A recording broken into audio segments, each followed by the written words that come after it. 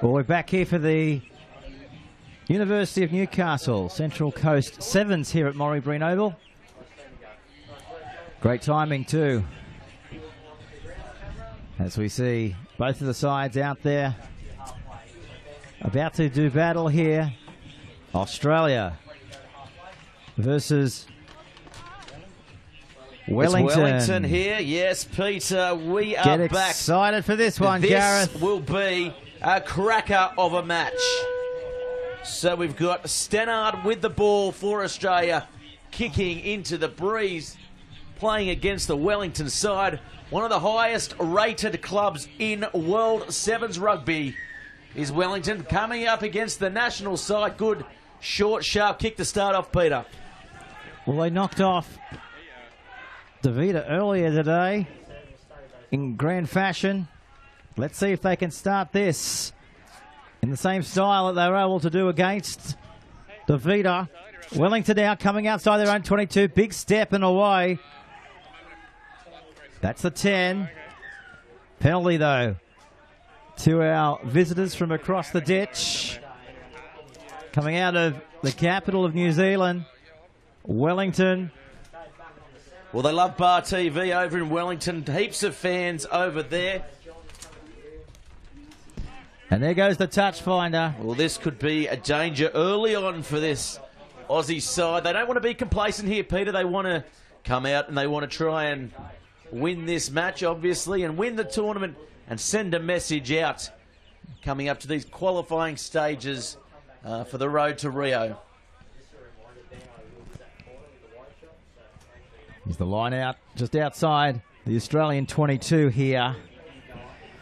Let's see if Wellington can open their account. Well, they definitely are looking to spread the ball early on, looking to draw them back in. They go back to the right.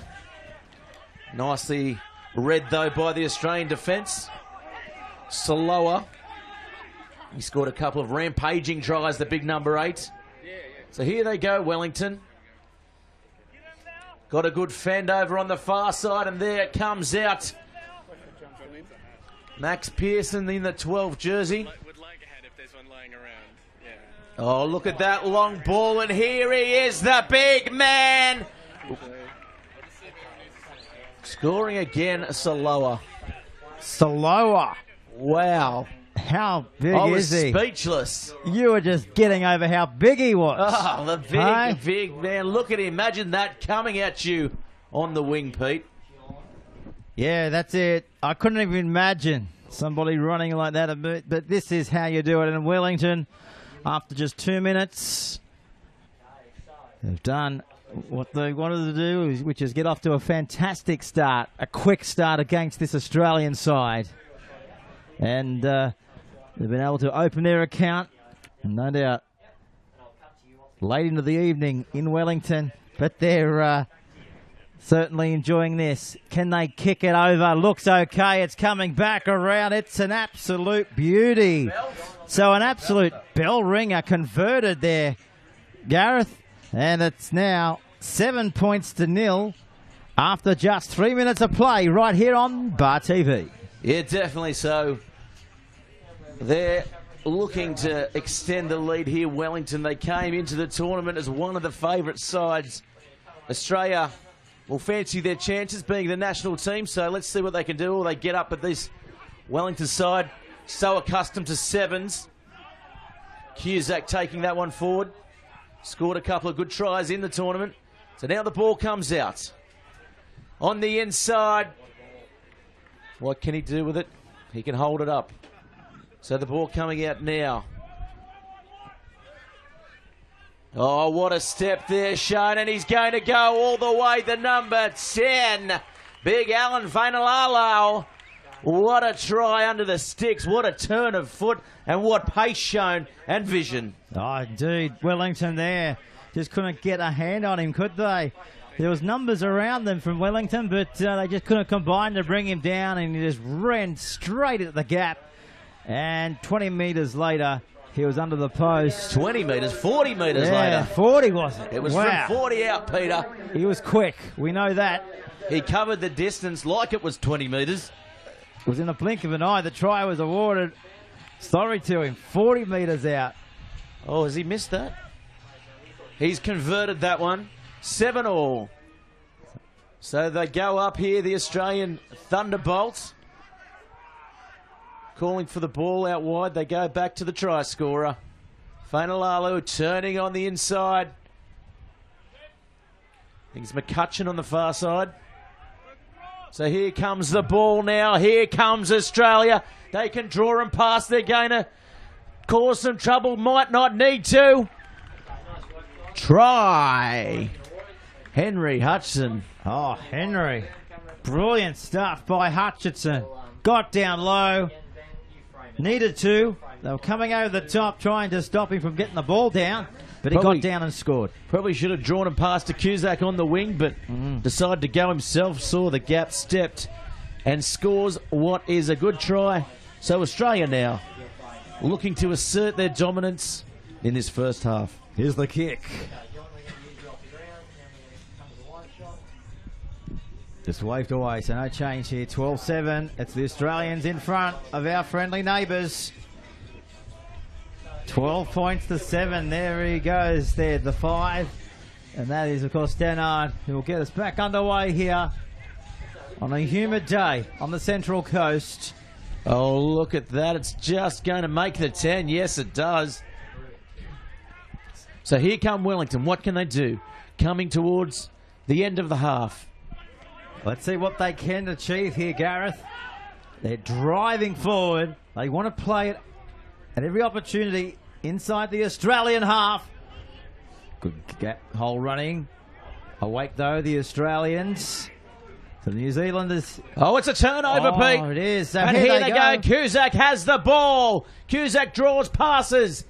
They've got no one to beat, and McCutcheon will score. This is why he's been drafted into the 7 squads, Peter. Oh, McCutcheon. Blistering pace. Look at him. There he is on screen right now. Loves to score any try, let alone here at the Central Coast 7s. And he is absolutely loving this, like the Australians watching this, like the plays are out there. 17-7 with a kick to come. Yeah, definitely. Not a hair out of place there either, McCutcheon. Hairspray works on McCutcheon. Loves it. Loves running. Loves rugby. Loves the Central Coast 7s. Here's the kick. Let's see if they love it enough to bang this over. That's exactly what they do. There's the siren, Gareth. 19 points to 7 at halftime. Yes, Dana, they started off pretty slowly, the Australian Thunderbolt, but like a crack of lightning, they've come back into this and asserted their authority over this Wellington side. Well, there's our shots now taking you into the huddle of the Wellington side. Trainer and coaches, of course, their coach is Scott Waldrum. Great for everyone to come on board, come across to Australia. The manager, of course, is Dean Simpson. And don't the physios do a Nick great Naylor. job? Nick Naylor. What can't he do? He can get all these players on the paddock. Yeah. Nick Naylor. He's nailing it. He is. Look at this. This is the heat factor. That's how hot it is, and of course that wind has really picked up coming from the northeast now. Even the Australians have gone for the watery towel on their head, so that's telling you something, just how hot and humid it is. Cusack there in the 4, he's a known sweater. Is he? So yeah, he's just wiping the sweat. He's done plenty of work in that first half. So what are they saying? What are they saying? Tim Walsh. That is the thing. Leaving the side to discuss it amongst themselves. Henry Hutchison, the 7, the plucky little 7. He's scored a try. There's the towel man on screen there. About to come out and go back out onto the bench. He'll get some shade. Not like the players behind him. They've got to do battle here and get back into this clash.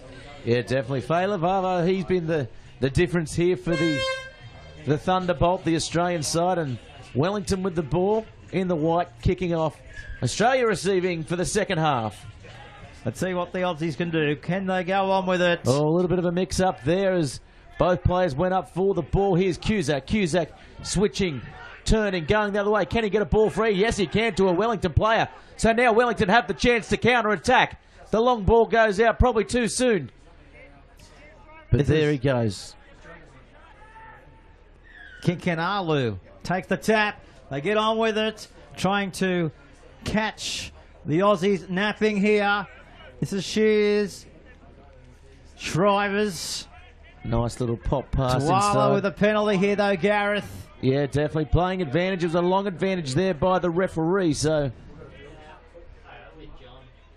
not putting up with it.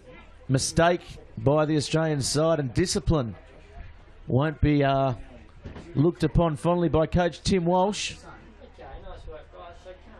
So let's see what they can do as we're picking up everything from our producer, Jack. Jack of all trades as the ball. He's about to blow his whistle the Australian way. It is the Australian way, isn't it, Cobber? It is. It is. So here we go. Stannard looking to find touch. He's got a big boot on him. He has certainly got his side out of trouble. What a touch finder. Up to about the 22 from his own 22. I think that's the best touch finder that we've seen pretty much near all tournaments. That is the best today. touch finder I've seen in 15 years of calling rugby, Peter. 15 years. That's a big call. Big call. So here we go. They come off the top. Good set piece. Here he is, Big Allen. Allen dummying. Here he goes. He opens up the afterburners. We haven't seen it too much. He gets there. Well, Molu, he had to get down low. The touch judge was nowhere to be seen. Well, they've given the try, haven't they? He hasn't given it yet, Peter. They're discussing. Now. Oh, he's put his foot out, has he? Yeah, no, he's called it. He has called it. A late call. They took a while.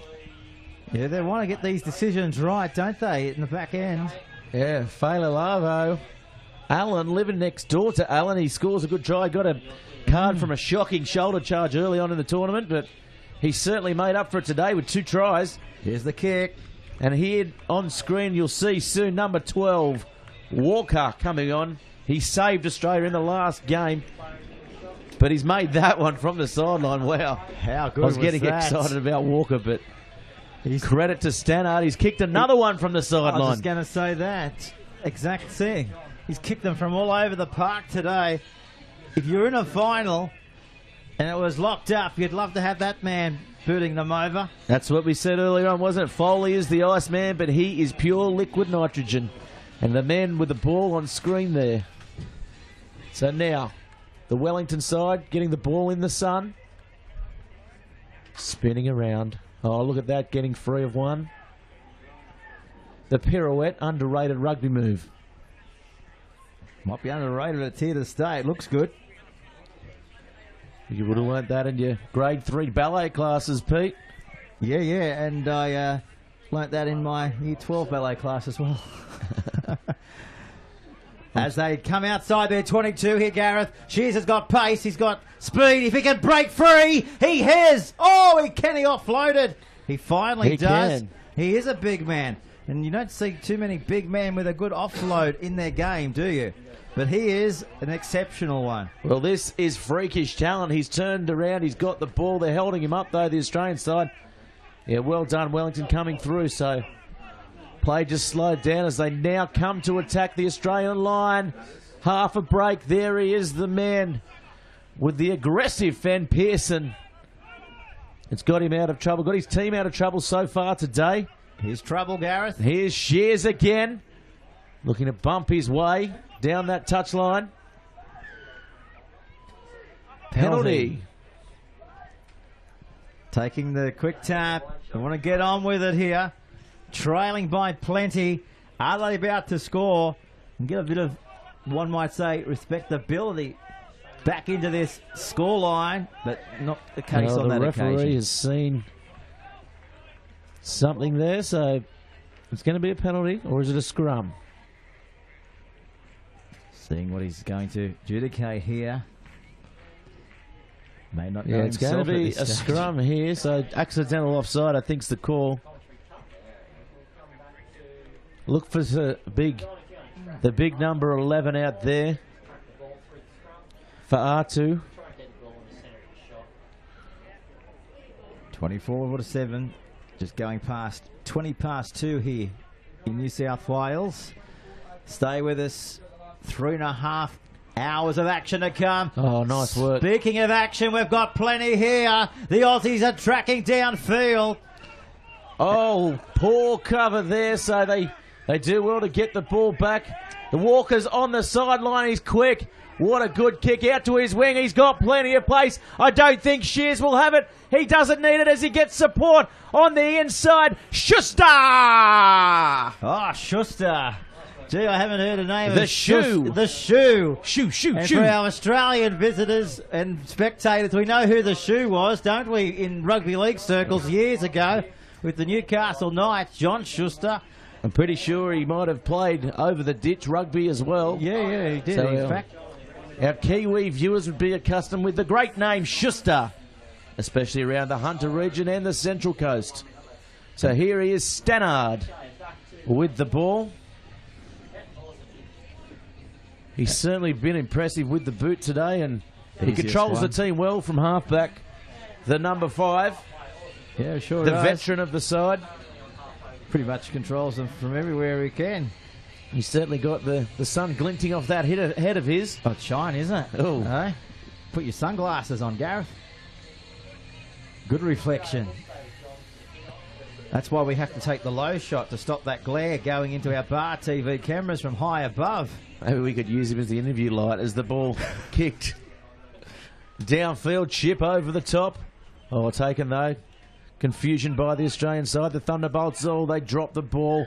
Myers goes without it. And there's the siren. So full time sounded.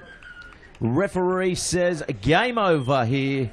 And that's a good win by the Thunderbolts, 33-7 now. I don't think they can be beaten here in this tournament, Peter. If anything like that is to go by, they're going to be red-hot favourites. They're going to be up there come 5 o'clock, 5:30 here later today. That's when we'll have the finals. So we're around 2.5 hours away from the big ones, the final of the Central Coast Sevens for the women and the men's. So I hope you've cranked up the data, because we're into the business end of the day here. Rough and tough, and who will show their utmost form, and whoever does show their form will probably come away with the trophies. We're heading into the ball trophies, and of course then we go all the way through to the University of Newcastle trophy. That's what everyone is here to play for. That's the big one. That's where the big prize money comes from. And we'd also like to thank the Wyong Shire Council for supporting the tournament. This tournament has been around, folks, since around 2009. It's the second year that the tournament has been covered to a global audience, as we see now. Our next match about to... We've got Tabadanu versus the New Zealand men's, Peter. Yeah, the New Zealanders and Tabadanu. We know that Tabadanu won't be intimidated by their counterparts from across the ditch here in Australia. They're going to come out and pretty much go with it. They've progressed to where they are right now, so well done to them, well done to their coaching staff and everyone associated with their squad. But the New Zealanders, take a look at them. Oh, they look fired up like pure athletes, as you'd expect. Now the three closest to our commentary boxes, Luke Masira. Yeah, don't go playing with him in the dark. Well, kid and play haircut is all taken in the air, penalty blown straight away. Yes, referee agrees with us here. Oh, he's reached for the card straight away. That could be the quickest card in Central Coast Sevens history. We've seen the quickest try, and that is certainly the quickest send-off, sin binning in Central Coast history. Peter. Let's see if they can now spin it here too, Gareth, to maybe come up with a try after the quickest sin binning in the history, as you call it. They might just be able to do that. No, they can't. Oh, all that excitement has come undone right on the halfway line. Oh, great defence. They just scrambled, didn't they, the New Zealand side? They came across and just waited for them and took them over the sideline. Isaac Tetamaki in the 6 with the dreadlocks out there. He's got the ball in hand. He's certainly one to watch out for. Pete, he's lit the tournament up for the past 2 days. Haven't seen too much of him today on field 1. But from what I'm told, my sources, my scouts out there, Peter, he has consolidated himself as one of these tournaments. But they lose the scrum, so that goes against the feeder. Tight head there in 7s. You don't see that too often. Nice little interchange of passes. Flying the flag for Fiji now. Tabadamu. Knock on, though. So, of course, Yamathea and Devetta, Red Rock, out of this top-tier competition, out of the Cup. These two sides playing to take on the Australian side in the final, Peter. Who are you thinking? Who's looking so far? Australia, New Zealand? I'd like that. A prelude to a World Cup final, maybe? You'd have to say so. Let's hope that we can get past Argentina in the early hours of tomorrow morning, but couldn't go past an Aussie-New Zealand final here again. And doesn't that show so much to how the regions around this part of the world are progressing with their talent? As a replacement comes on here, it looks like Mickelson's coming onto the field for the New Zealand men's squad. He's going to go straight into There's been a couple of minutes gone, so into the scrum as well here. It looks like he is the replacement to come on for that sin binning, is it? Yes, it is. So they have the full complement now, New Zealand. So Wacker here, finding it difficult to put the ball in. So the scrum's very scrappy for both sides. Tetamaki has the ball now. He's going to go for touch. Well, he's got a chance to bang this as far downfield as possible with the breeze assisting the kick. And he's found about 15 metres there off the boot. So yeah, so they'll take him up to 30 out. Good attacking opportunity. Good off the set piece. The New Zealand squad, of course, Sir Gordon Teachings in control of this side here at Central Coast. Second year Sir Gordon's been here. This time with a team in good contention to win it.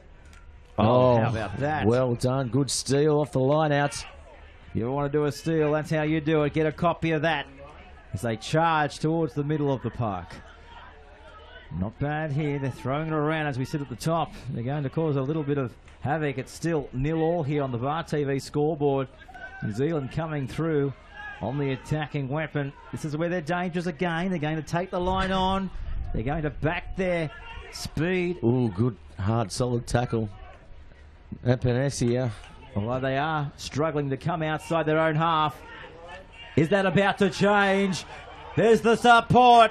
Where's the chasers from New Zealand? Should have given it first time, Peter. He should have. Still on. Inside the 22 here, creating havoc. Ball spills out. Yeah, poor security there. He had to do it, though. They've got no players there. Holding on to the ball, says the referee. So the New Zealand side will come away with it and get off scot-free. Score still 0-0 here. We've had 3 minutes remaining, according to the ground scoreboard. Well, there's our injured player, flat on his back. The sun pelting into his eyesight, and he is in all sorts of trouble. That's a knee. Left one. It sure is. Looks like it could be at the back, so maybe cruciate. Yeah. You know, look, he's just using my specialist knowledge. Dr. Wazik, what do you think it is? Yeah, it's definitely cruciate. 4 weeks? 4 to 6, mate. Yeah. It's not. Oh, he's going to shake it out. That's the way. Oh, can't walk on it. Someone get him off. The armpits. Get him off. Fireman's carry, maybe? Yeah. Anything that can get him off nicely. Don't put any weight on it. Oh, well, they're making him walk. Yep. Tough school. Maybe the stretcher was excess baggage to bring over. Tabadamu. Who knows? Definitely play the game tough. None tougher than the man on screen. Walking off with the knee injury. So now New Zealand have the ball. Let's not forget that. They're on their 22. And that's the equation right there in front of your own eyes. Coming outside. Oh, good long their own ball. half. It was a good long ball. They need to throw it out here if they got a chance. The pass on the inside was intended to go to Mickelson. He got it. Back it comes to Forbes. Forbes has got support if he wants to throw it. He goes himself up the middle of the field. DJ Forbes having the other side in a trance.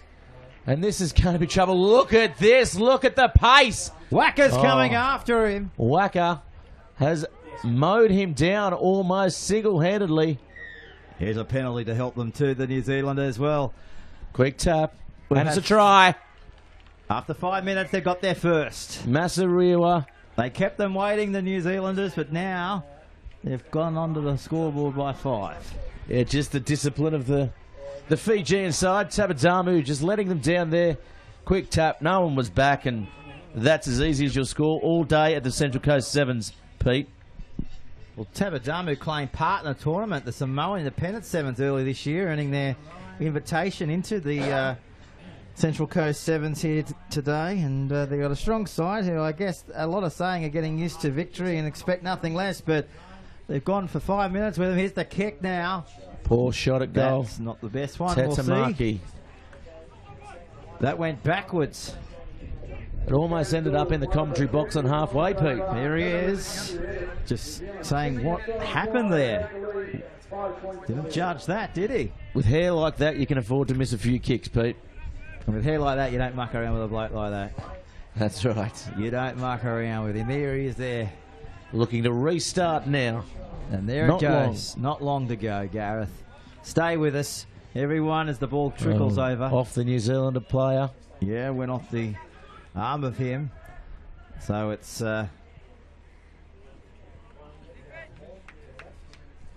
clock into the last 40 seconds here in the first half. 5 points to 0.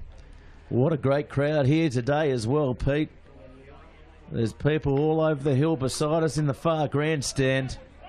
And they've gone for every shaded spot of the ground as possible as well. They've got the tents up. Party atmosphere here on the coast. Party central. It is. It's great to see everyone getting involved since the competition's been going around. What was it? 2009 was their push and shove there at inaugural scrum time. Sorry to no, but cut this is it, there. Gareth. Look, let's see what they can do inside their own 22. We just need them to stride out somehow, because we love to watch them when they do that. Playing for the pride of Fiji here. What can they do? What can they muster? What can they come up with? There's the siren. Referee will blow half-time, so 5-0. It's a tight one, Pete. Both sides still in this match. A lot to play for. Yeah, it's half-time. As you said there, a lot in it. They're still in this game. It's only a try in it. It's only 5 points to 0. Nothing much splitting them. That is the tightest scoreline coming into half-time. Yeah, you're quite right. We haven't seen 5-0. Fairly low scores, have we, in the first half? Yeah. Any of these clashes we've seen today. Or yesterday. Yeah, that's correct. And so we'll see. Yeah, we I haven't seen expect this Fijian side to open up. Tabadamu throw the ball with reckless intent. Reckless intent. Love it. You had lunch yet? Mate, I don't eat lunch. I don't need lunch. Look at me. You could go a few days, couldn't you? Yeah, I could. I've grazed all through the week knowing that we were going to... Well, we're going to go down on the touchline right now. Jack's down there for Bar TV. This is the first time we've crossed to him today. He did a stellar job for us down on the sideline yesterday. He's back for the second day. What's happening down there, Jack? Well, the sun's out. The heat's picked up. I know that. I don't want to guess what the Bureau's saying, but it's absolutely scorching out there. So it's going to be a tough afternoon of rugby for some of these teams. And you know, playing 4 or 5 games in the weekend and then backing it up in this heat is going to be a tough task. The Bureau's saying 27. Would you agree with them? It's a bit hotter out there in the middle of the field. It's a bit hotter than 27. Might be 27 in here. So Up here, you mean? Up here. Up Get there, it right, down, Jackie. Down in my bunker. It's all right. So, but no, it should be a good afternoon of rugby. Doing a great job for us, sending us up all the information. Our young producer, Jack Ancliffe. Look out for his name. He'll be on credit rolls around the world in years to come. Do we have credit rolls on Bar TV? We don't need them because they know who we are, Pete. Yep, that's exactly it. Who are we? So remember that name, Jack Ancliffe. That's it. Sometimes I forget who I am, but I'm with you there. In any case, let's go back to the second half of this fixture, this semi-final. Here we go. Tabadamu kicking off in the purple against New Zealand. Oh, the spiralling restart on the 10. Tetamaki getting a wide ball. Calling him around. So they just look like they're willing to take the ball into contact and draw the penalty, which I guess they do have the discipline to do so. Playing on that with the Fijian side. Tabadamu. Oh, I don't think he's found touch here. He'll get a lucky bounce. No, he hasn't, so this is a good chance here for Tabadamu. Throwing the ball immediately in field. What can they do? New Zealand come back. It's a good kick chase, but the inside ball might prove too hard. There's a wide runner. Oh, DJ Forbes puts his hands up. It's a knock on. Tetamaki cleans up in the end. The thought was there, but DJ Forbes, he was alert to it. Just checking our Twitter account. We're getting a bit of interaction across the globe, which is great to see at this back end of the clashes. Gearing up to our main events in the next 2-3 hours. So don't go anywhere, everyone. This competition into its final 3 hours for 2015. Is that all, Pete? It's only 3 hours to go. Well, if you're halfway through. If you're at home listening in, you've only got 3 hours to come here and enjoy the action. Bring your picnic rug. The kids will have a ball. It's a great Sunday afternoon. Support your local community. Come out to Wyong. Why wouldn't you, Pete? Well, if you're coming from Newcastle, you just keep on going. Oh, you came the other way today, didn't you? I went the M1. A little bit longer than I thought. Takes about 55 minutes that way, but you ended up doing it in, what, 40? Yeah, let's not broadcast that, Peter. The officials might be after you. There'll be a little trap set there just before Swansea, but anyway. Got him. Is now Tamaki looking to throw the line out. We haven't seen him do too much of this. DJ Forbes at the front of the line out. Well known on the World 7 circuit. Up they go. Well controlled. So now, losing a bit of ground, the show and go. Still getting over the halfway. Good run there by Lewis Ormond. Tetamaki with it. Ball coming out. Turning inside, Tim Mickelson. Mickelson still going. Mickelson, hard to put down. Oh, well done on his feet there. Here come the Fijians. Good hands. Oh, the player just wasn't in the hole. What can they do, though? Mulu with a kick forward. Will he get the bounce? Oh, he's been tripped, but referee says play on. Getting the ball off their own line. Tetamaki has to do well to get that. Hit from behind. They turn the ball over again. So this is going to go down to the wire. 10:23 gone. There's 4 minutes remaining, but a penalty again lets this New Zealand side off the hook. Well, borrowing a line from one of our cricket commentators here in Australia, Bill Laurie, what would he say? It's all happening.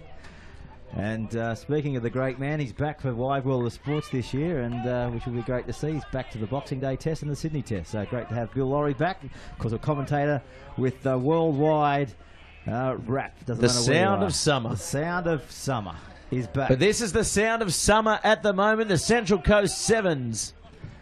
And what can we do? What can we see? Who's going to take it out, Peter? Oh, straight to the front. DJ Forbes does well. We'll try here. We'll seal the deal. 5-0 still. Oh, nice step off the left foot. Coming around. Ormond, he's held up.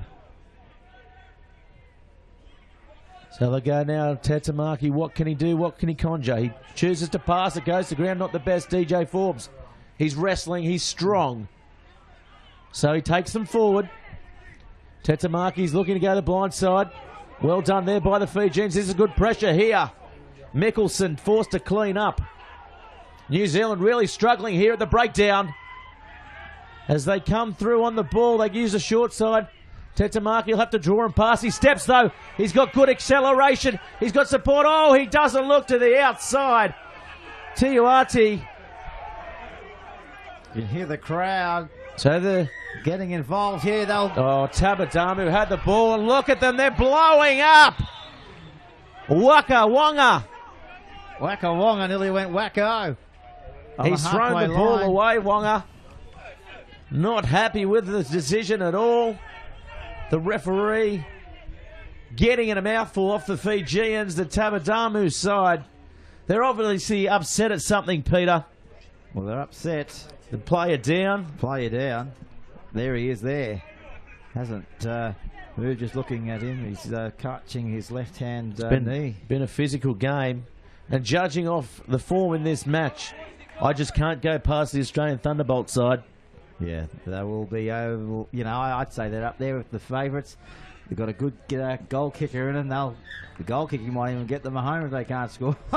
Here's the kick for touch. Nice kick as well. Getting them up towards the 22-30 out hole. The touch judge has given him nothing. I would have given him 5 more metres, Pete. Get your tape out. Done by there, wasn't he? Get your laser measure out, buddy. As we go now, Tatamaki. He'll go to the front to Forbes, will he? No, they dummy. Here they go! Oh, he slipped over. That may not be over yet. Less than a minute remaining, Peter. They need to throw it. They need to put the foot down, then throw it. They put the foot down, they throw it, and they're away. They want to score, and they're going to score. Apanisa! Under the post. The kick's going to win it. The kick will probably go a long way to securing victory. Well, that came from absolutely nothing. On the score of full time as well. The siren goes in the background. Kakabaku, he scored a thrilling try, and we've seen this happen time after time. Today, on finals day, scoring on the bell to clinch the match, and they've done it again. Well, he needs to take this kick, has to get the kick, and he's got it from right in front. Wow. Oh, the fans loving this. There will be a little bit of injury time. Listen to the crowd. Everyone willing this Fijian side home. Tabadamu, they're here for the fans, Peter. They've done it for the fans of the Central Coast. Oh, they're the fan side. That's why they're revving up.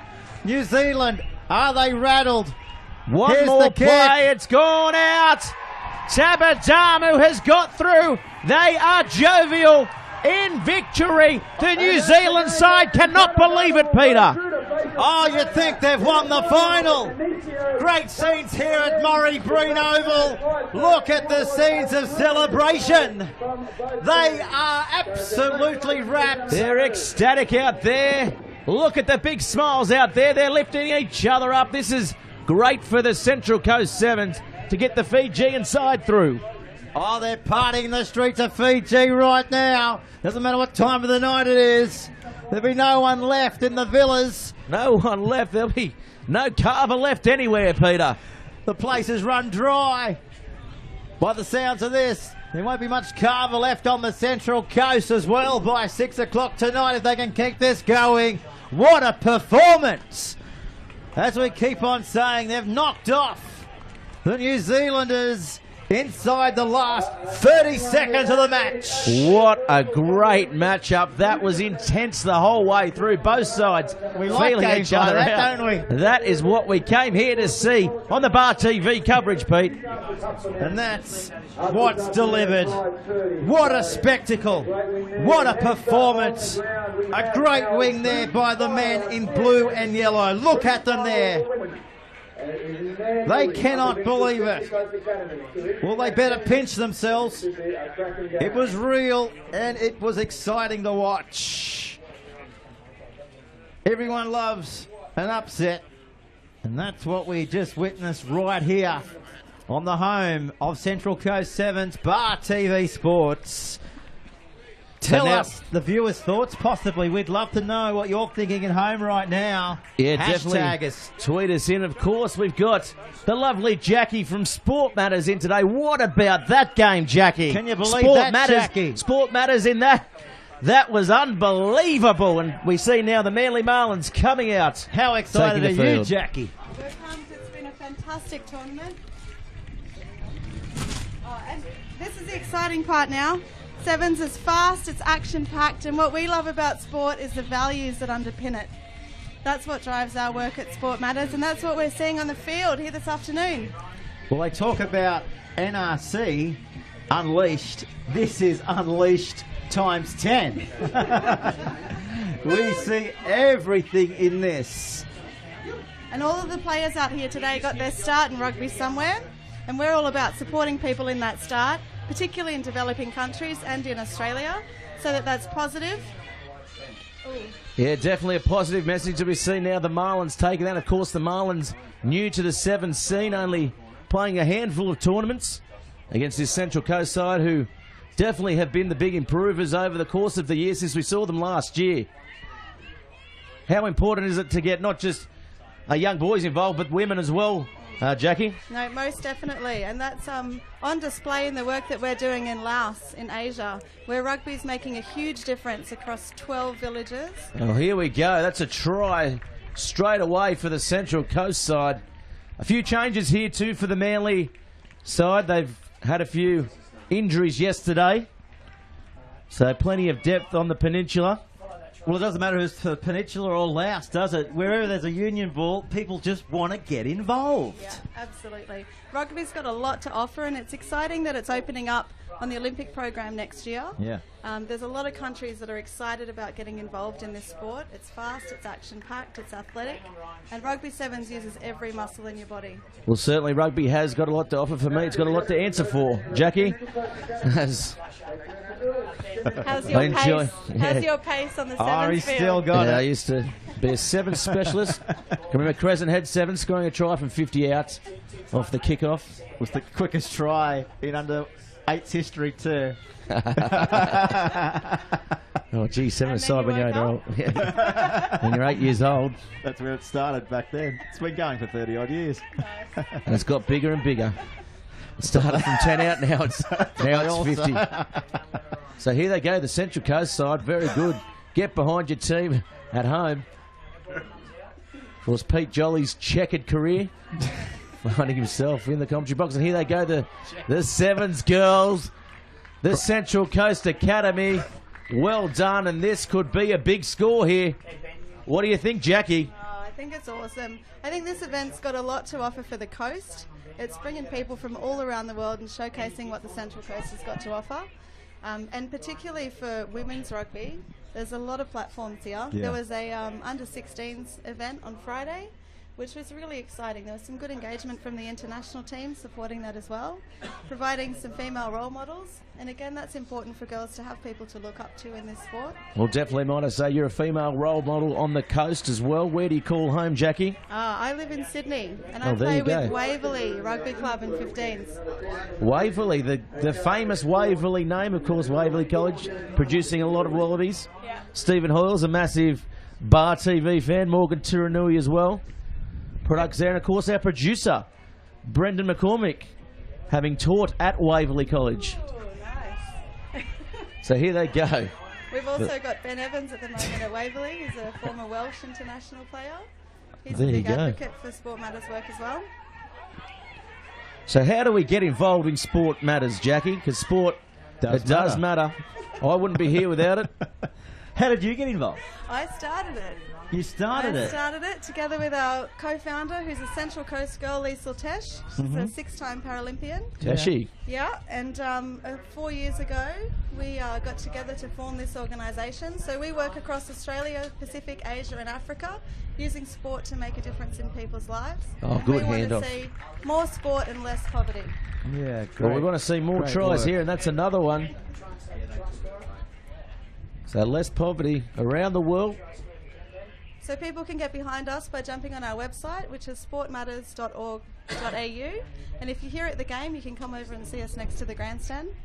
And we love being a charity partner for the Central Coast Sevens, and we look forward to being at this event for years to come, and hopefully bringing some developing squads from some of the countries that we work in around the world. That'd be an unreal boon for So the if Central Gareth Coast and I Sevens. come over and see you after, we could end up in Laos or anywhere around the We've world. got a world map over there, so kids can get oriented to some of the places we're working in. Fantastic.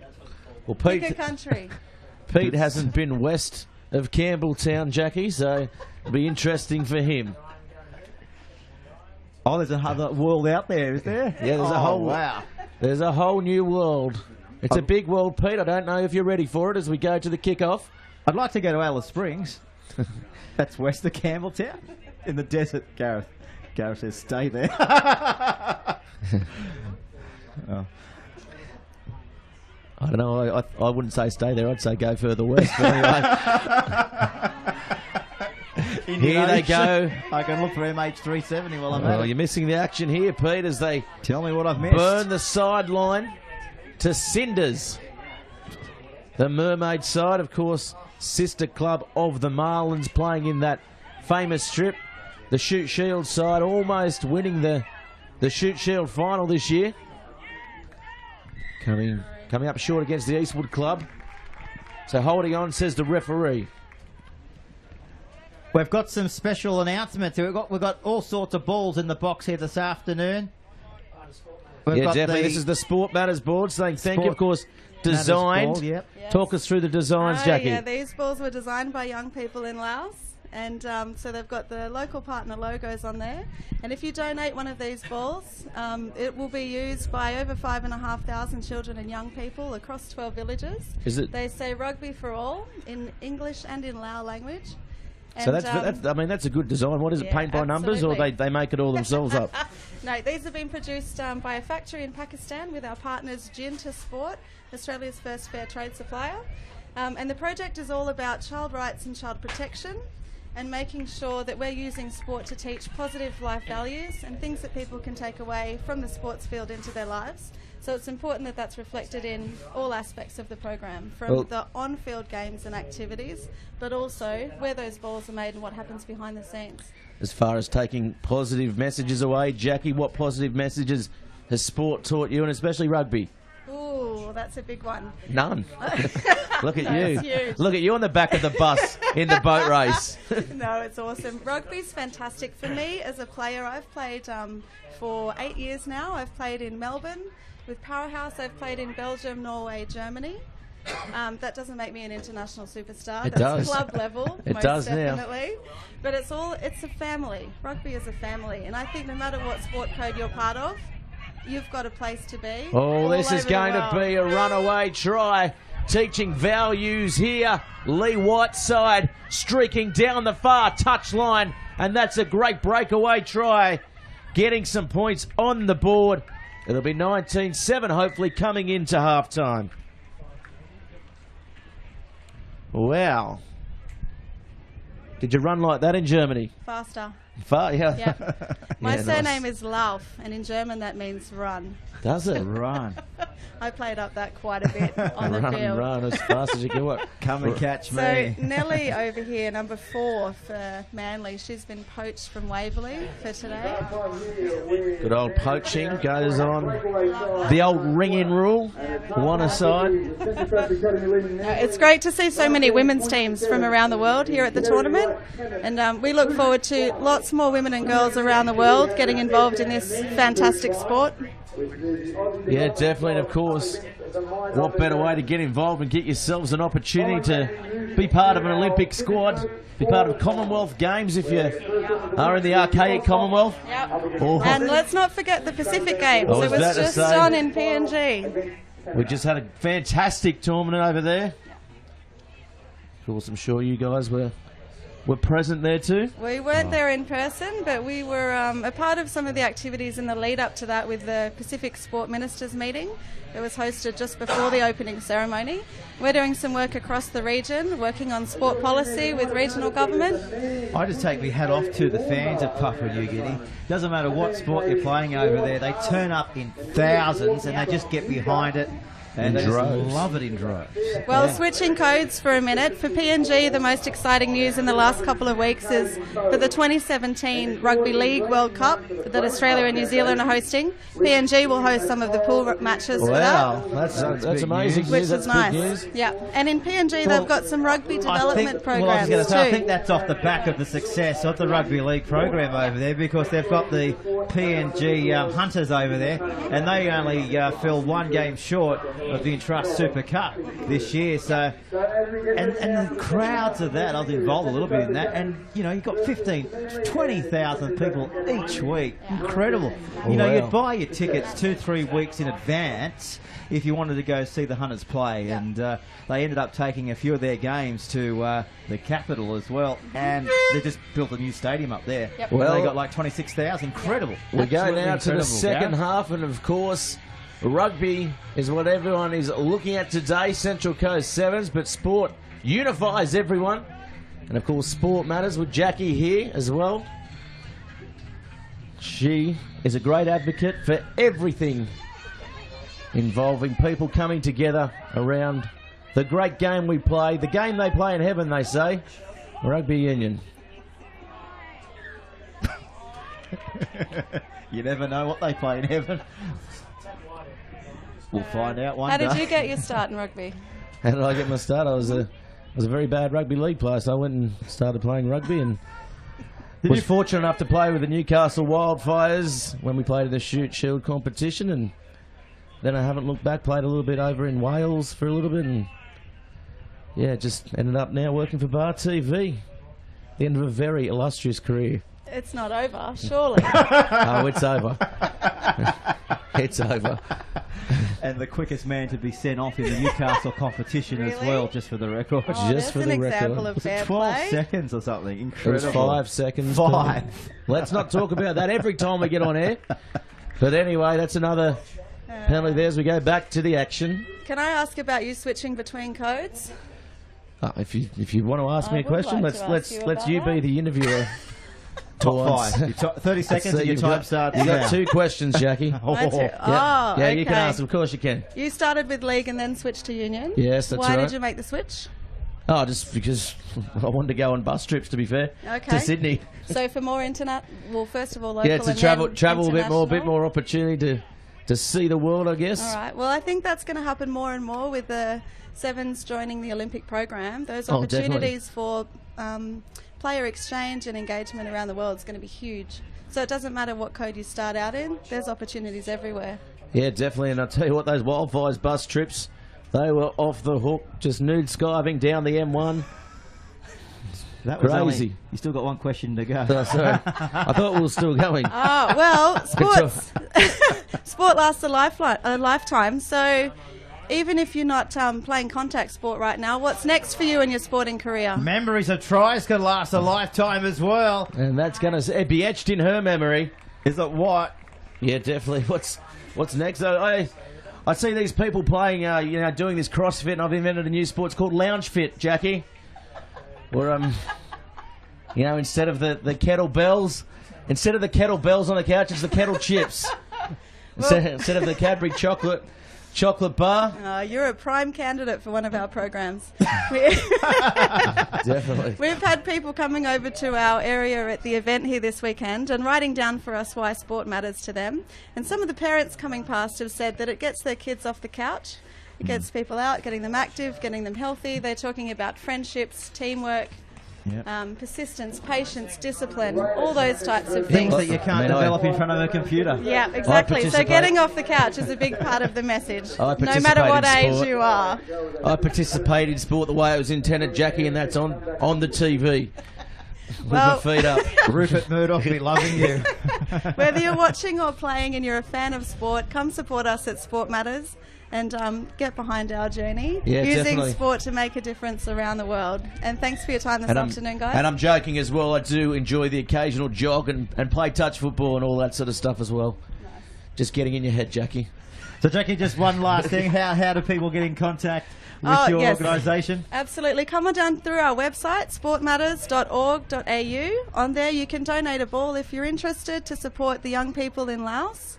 And that program's expanding to 12 countries in Asia in partnership with Child Fund Australia and also the Asian Rugby Federation. We're also expanding our work across the Pacific soon, so stay tuned for more developments in Australia and across the Pacific. So the score here, 24-7. Thanks very much, Jackie, for joining us. Feel free to stay for the rest of the game as well. Sport Matters. Sport Matters. It's been great having you over the course of the tournament.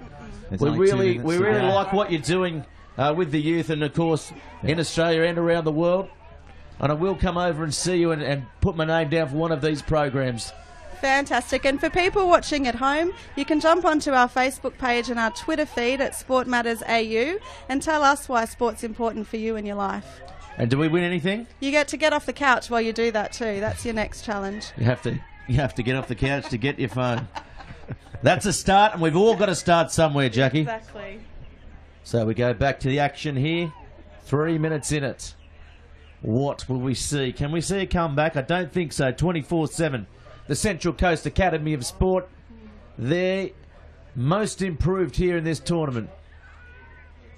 Oh, good little set move, but just not coming off. Old referee had his back to it, but got the call from the touch judge.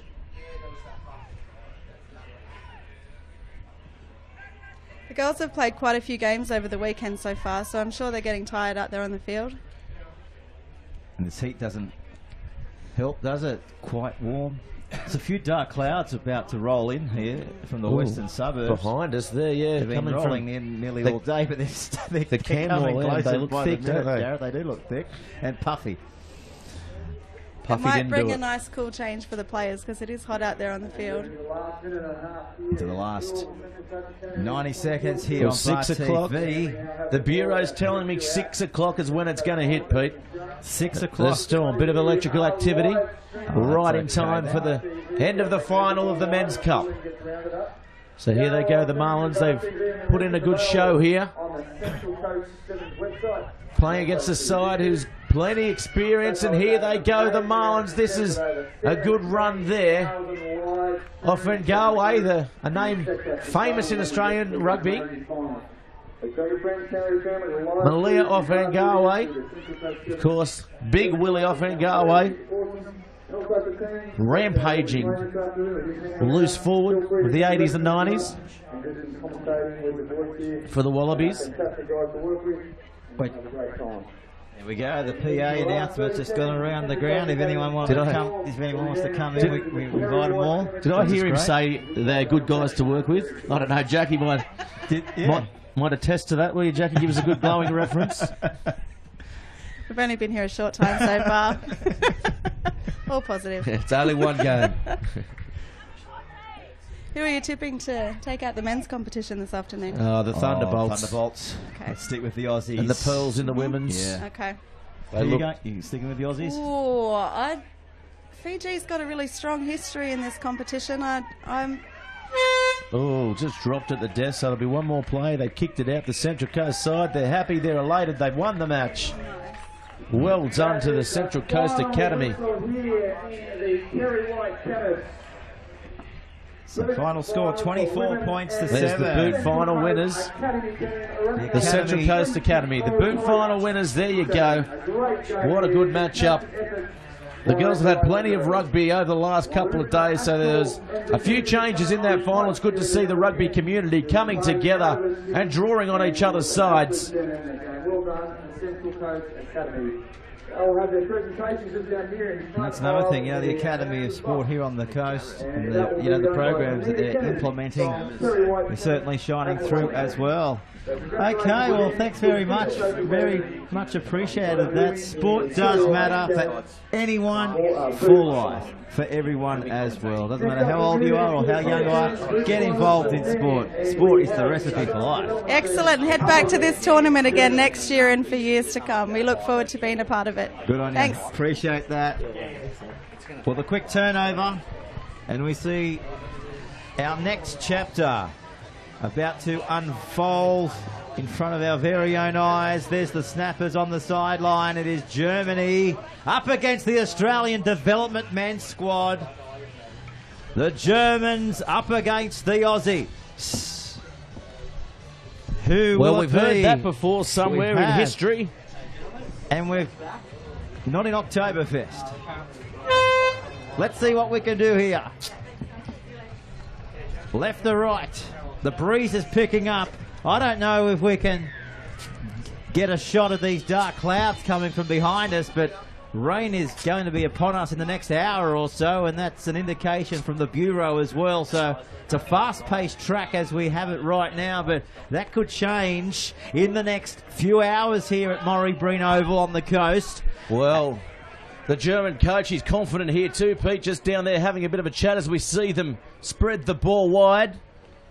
Yeah, the rain is certainly set to come about 6 o'clock, they're saying, so you'll miss the rain here. There's plenty of flashing, but that's just the cameras on the sideline for the winners of the boot, Pete. Of course, the Central Coast Academy girls getting through on that one. And here come the Aussie development side. Good palm there by the big number 7, Tagivi. Porch getting the ball wide. Nay will go. Nay will score. Good try by Nay. Inside the first minute as well. Well, they opened up. Well, they call him the horse, and that's why. He bolted. He bolted did bolt. straight to the gap. And that's how you do it. Look at this Germany now. Just wondering what happened there for the horse to bolt. Yeah, definitely. They certainly are up against it here. The German side, of course, travelling all around the world to come to this tournament, trying to get themselves up in the Tier 1 group on the world stage, get themselves competitive. So they've got as much rugby as they can get coming for them, and the Central Coast Sevens is one of the tournaments they targeted here. Might be a little bit disappointed, but here comes the Australian side, and no, I'm disappointed with that, Peter. Most Australians looking on, also disappointed with that, but not so much if you're a German fan. They're about to see what they can do. Are we about to see them in their full flight? Let's see what they can do here. Gareth Wozniak Oh, taking nice little the step. snap, aren't they? Looking for the edge runner. Is he about to get it shortly? Oh, Touched. almost the intercept as well. Good, well-worked move there, centre field by the Germans.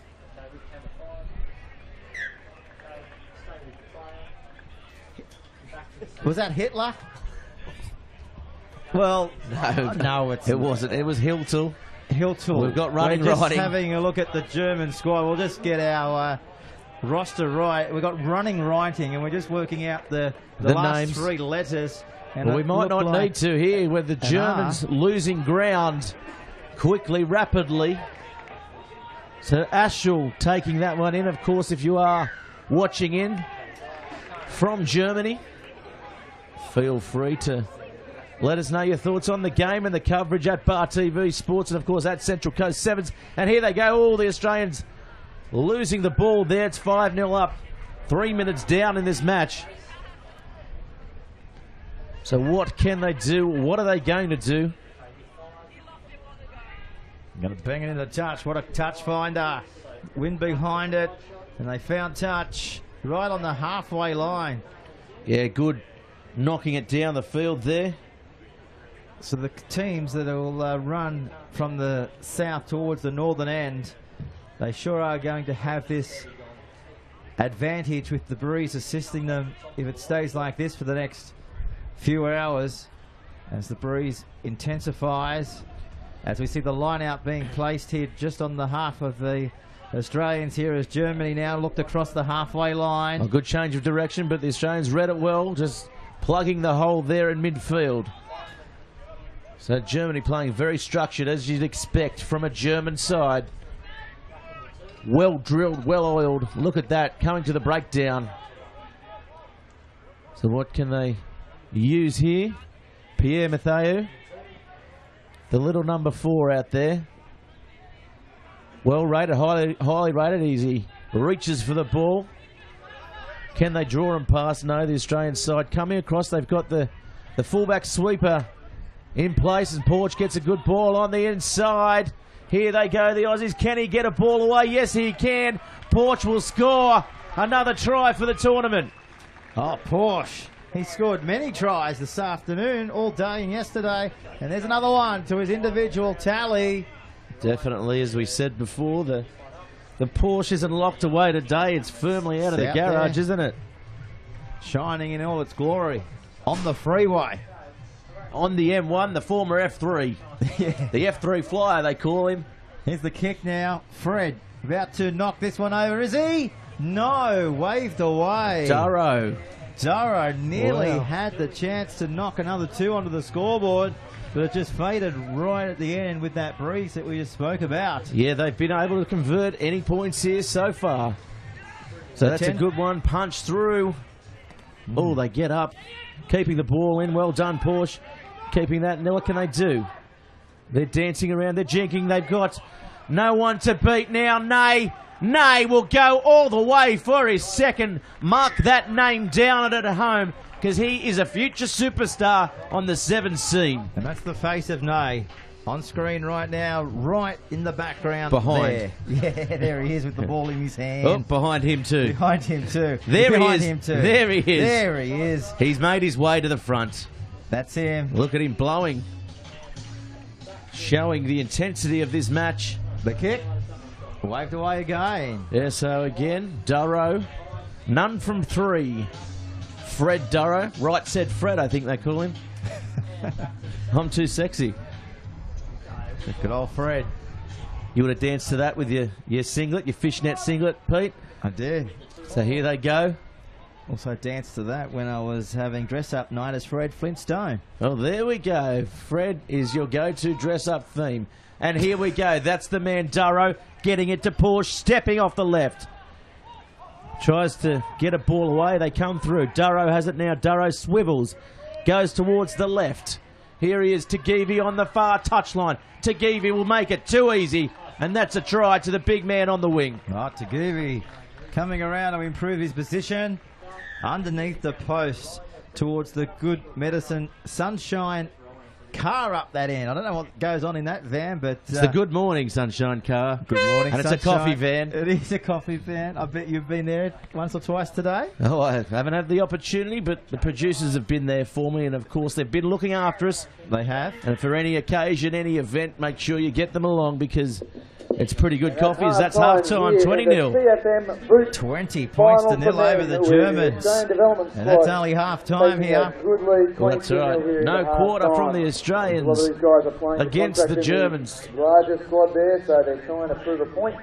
And obviously the men Germans this afternoon too. huddle Young guys, you'll see them in to the right-hand side of the shot that we've got on the screen now. They're the Coming up after Australians. this, we then What do you think they're doing? The Okay, ball we've got final. the The first one is the boost ball final. boot With the Oz match Box next one. taking on Ozbox Sunnybank. taking The on boot match. Following Sunnybank that, is our next we'll have clash. the men's Yeah, definitely. ball Ozbox final, but versus fitness first. Sunnybank Men's here, ball Gareth. final, and again, And Sunnybank we're will just back in having a action. look around And our they'll be taking outside on the broadcast Might box Canada. here, and still a few blue clouds. Oh, Yes, bit of blue blue clouds, around. eh? Blue clouds, white clouds. We're all delusional Everyone's here. laughing after, at you. I know. That's all right. I'm not. I You're knew what not. you meant, Pete. You knew. But Are we anyway, on the same page. you seem very focused on the weather anyway, Peter. Let's focus on the I rugby. wanted to be a meteorologist. Let's focus on Meteorologist. the rugby out here. What do you think they're saying in this huddle, Peter, as you laugh at your own jokes? Do you think they're saying Eins Vi dry out there? 1, 2, 3, let's pick it up. What is that? Eins Vi dry, Peter. It's German for 1, 2, 3. Anyway, Probably. That's what they're saying. Look at them here. my eh? German teacher at Frau Ramsey would have been proud of that. Good old Frau. You seen him lately? How's he going? Frau is actually The German word for missus, Peter. Oh. You learn something every We've day. seen her a fair bit. Of course, one of Gareth's Not great really. supporters in life's battle. As we see the restart of play, 22-0. Yeah, One-way traffic. Ironpool has the ball in hand, so let's see what they can do here. The Australian development squad looking good. The future of rugby looks bright in Australia. Well done getting this side together. The ARU. Ball bouncing back, still bouncing. Oh, touches by default, but the referee's going to blow the short arm penalty for halfway. What can they do? Porsche has it. He runs. He jinks. He's going to take them on himself. He stands. Gets it away to Nay. Nay all the way out. Tom Pincus. Pincus. Very good. A well-known name in Sydney rugby is Pincus, but Nay taken out on the far touchline. Porch. He's certainly carving him out there today. He's been the difference in most matches. So the Germans now, they're going to have to consolidate this line out at the back, and they do, and that is a good set piece there. As the ball comes out, draw and pass. Let's see what they've got. Nay is coming across. Will Nay get there? It's a foot race. It's an in. It's away. He doesn't need to. He doesn't need to. Will he get there? Yes, he will. Bastian Himmer. What a try. Stunning try. And the kick is just as quick as the try. They knocked it over from right in front. And the Germans hit back Wow. there. The with a Germans conversion. don't know about With a breakaway from their own 22, heading back and is now to be 22 able to make it a contest, but they've made it And they're looking like off they're going to come the back strong. zilch. And they've made it 22-7 with only 6 to go in the match. Yeah, definitely so. Bastian Himmer certainly showing his pace there and showing why he's a threat on the world stage for this German side. So there's Nay getting a long ball out. Oh, easy yards up the middle there. Connor Mitchell it was. Connor Mitchell, another player known to the Build Corp NRC. Oh, nice little ball on the inside. Mitchell comes. Here's Nay cleaning up. Nay, oh, he's taken heavily. Penalty though, offside, says the referee. Just encroaching. Tom Connor has it, looking for the quick tap. A little bit of Blake Austin about Tom Connor. Pete? Yeah, he's got a bit of everything there. Nice. Nice. The good old man hair buns in. I don't know if it is. It's shaved. Look at this. It's more hipster mohawk, Yeah. that one. There's the ball. Finds touch nicely. Jack Cornelson comes on in the We're now 12. just under 2 hours away from our main He's a cup strong final. running centre, Jack. In the women, the Canisius Cup for women in the Pearls versus New Of Zealand. course, And the men will be another player there that featured in the Build Corp NRC, Cornelson. There's a great crowd here, but obviously we could get So more plenty in. of And if you know pathways for people these anywhere in the area, Australian players at the please moment get as down Nay here, gets the because ball this out. is world-class finals that Oh, we look have. at that, running Two of at the pace. best teams in the world. Larry going Hermans. head-to-head in the women and the men. They turn So the make ball sure if you over get there. anyone, call them, get them down here. Make sure they can see this, because this will be a highlight for Applying years to the come. pressure until now. As They you see turn now, it still 22 over. to 7. Knock on there by the Aussies, and it will be a But the German referee here just calling it back. Yeah, definitely so. The referee adjudicating this one pretty well, Peter. Yeah, I think the overall refereeing has been quite, World class. yeah, It's very been- high. it's been great. world class, yeah. The card hasn't come out too much as Nay comes from the field. Adrian Delors has taken his part. Of course, Adrian getting the call up this week. Talking to him earlier on in the day, he was happy with his form and happy to be here. Great opportunity. Oh, nice scrum there. Penalty though.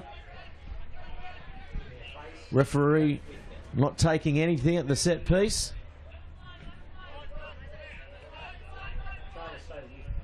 Kicking into the breeze, you wouldn't think so. Made good meterage off the boot. Good kick. The breeze is sort of coming across field now, so he used that to get it across. And of course, all these tournaments, these Sevens tournament, the Central Coast Sevens is definitely the best run of these satellite tournaments, but there's a few coming up as well. There's one at Hamilton, the Hamilton Hawks, in memory of the great whale that used to hover around. Play there, not hover around. He's an absolute legend, Peter. And Delore gets a little flick pass away. Of course, mentored me as a young junior playing in the Wildfires. As now the development side comes forward on it. And if you're listening in from all around the world, of course, loving what you see here at Wyong, go to visit newsouthwales.com as the ball now comes out wide. There's a bit to do. And looks like, oh, good hit on the far side. Pulling him up short. Binyak it was, but he's going to fall over in the end. And Porsche. Oh, wow. That was good stuff, wasn't it? That was great. Enthusiastic here by Pete Jolly. It was good stuff. It was good lead up, and it was good play. It was. By the German side. So the German side getting themselves back in this, Peter. Yeah, well, 10 points behind with Two around tries. only 2 tries in it with 2 minutes to go. We've seen it before. Sides come back from here and clinch the victory. Can they do it? They opted not to take the shot at goal that time. Larry Hermans takes that one nicely. So a penalty here to the Germans. They don't muck around.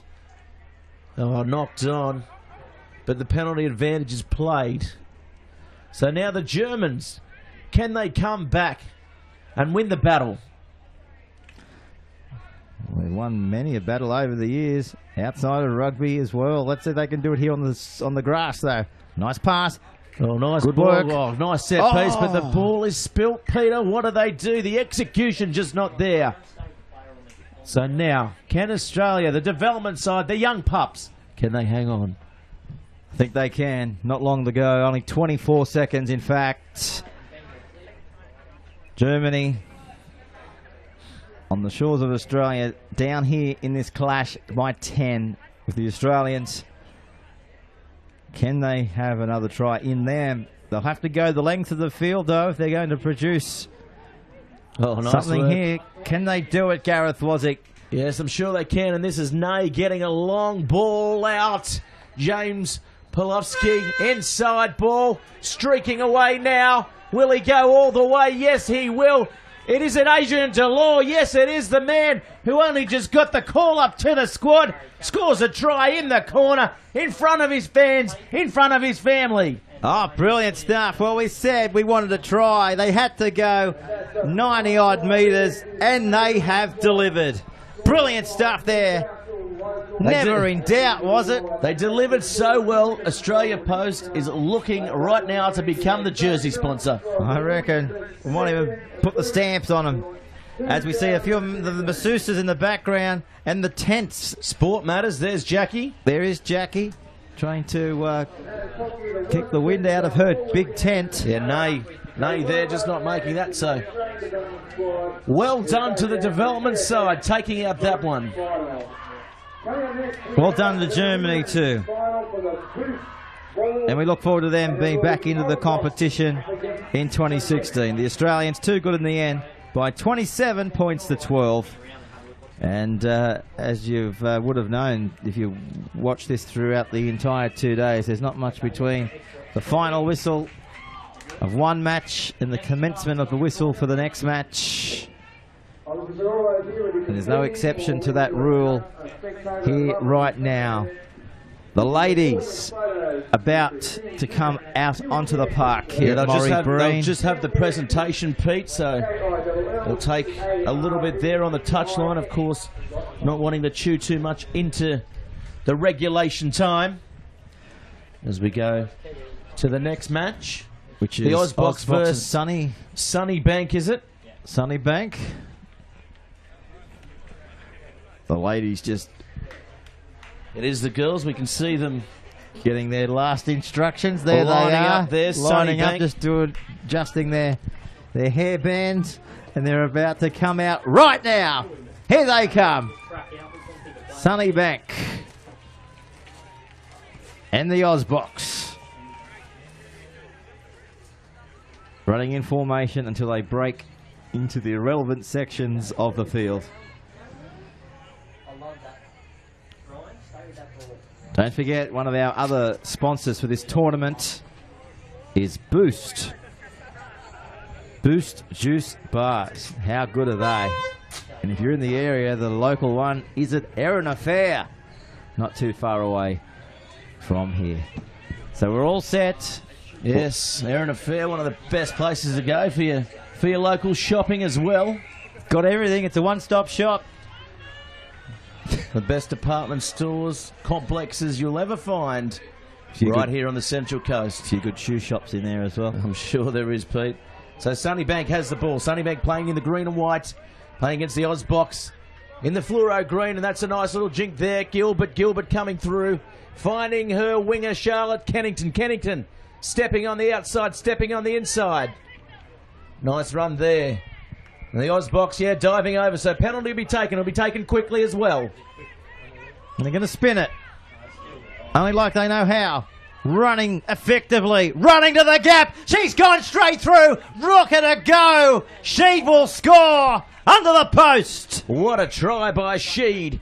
She opened up the engine. She saw the gap. She went for it, and she scored.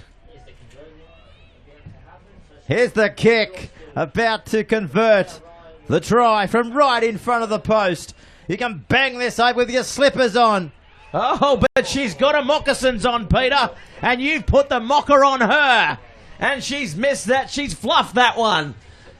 I tell you what, Peter Jolly, let's not call another kick home because that was unfortunate there. It was an easy one, but she missed it. So sad. So now, the ball coming through. The Ozbox just not having the best time controlling the ball at the moment. And Sunnybank, well drilled. They've got a great programs playing out of Brisbane in that Brisbane competition as well. The John Dent Shield, I believe it is up there. Of course, the QRU doing great things for Australian rugby as well. And the Brisbane City side going through to the Buildcorp NRC final. Yeah, that was great to see. Stars nearly had them, though. Did you call that corresponding game at Leichhardt? Yeah, I did, actually, yeah. Yeah. They were 50-0 down at half-time. It was a cricket score, wasn't it? It was 45-0 at half-time, so not quite cricket, but... And they turned it around. Yeah, definitely. They came at them. Great work done by the coaching staff. Of course, Scottish international Dan Parks is part of the coaching staff there. Had the pleasure of commentating with him as well, didn't we? So tap taken by the Sunnybank side. Let's get back to the action. Gap. Oh, nice dummy again. And here she goes, Amy Gilbert. She's playing out of her skin there. Oh, finding Kennington on the far side. Kennington will score a brilliant try. Perler. An absolute pearler. She'll be in the pearls. She will be. Maybe not the form like expensive ones. We can't afford those ones, but we can give her a... We'll give her a part-time contract maybe to play out of Narrabeen because she is blistering out on that far wing. Oh, Pearl the watch. Here's the kick. Can they convert the Kennington try? Well, that's a bit better. Got a bit of height that time. Well, that one would have went over. It was right underneath the post. There's the try scorer on screen now. Yeah, she looks quick too, doesn't she, Kennington? Yeah. And she showed us. Thumbs up there to the Bar TV cameras. They know where the cameras are situated. Of course they do. They're littered across the ground. And if you think we're got cameras littered across the ground right now, wait for another few hours. We're going to have them hanging from everywhere. The blimp will be there. And the helicopter. The UON blimp. So here we go. The Ozbox now making some good yards up the centre of the field. Getting them over the 40. Still going. 50 metres. Eaten up there. Poor pass though. Sunnybank will look to capitalise on the mistake, but they've run well. Oh, good clean out. As the ball comes in. Throwing around intercept.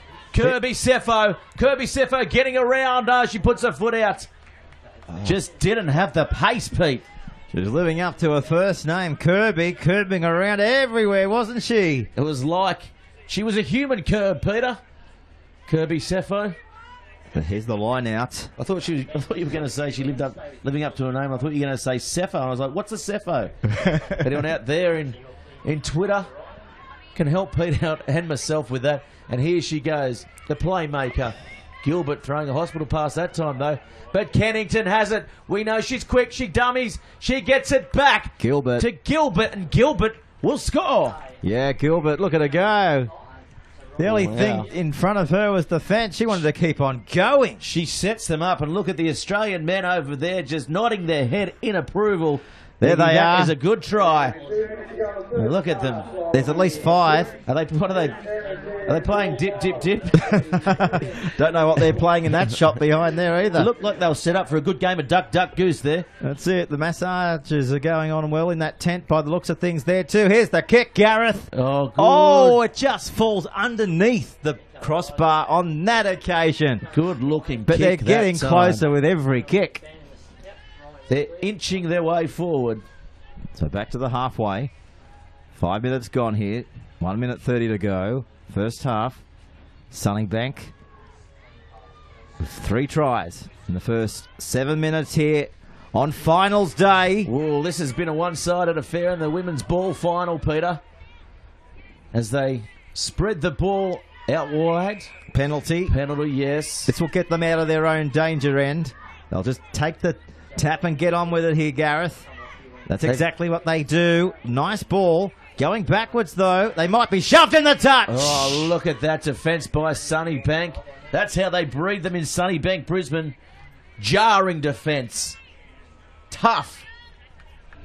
Pick them And up. the referee's uniform's almost like the Sunnybank jersey Yeah, there. might have been modelled off that. Yeah. Could well be.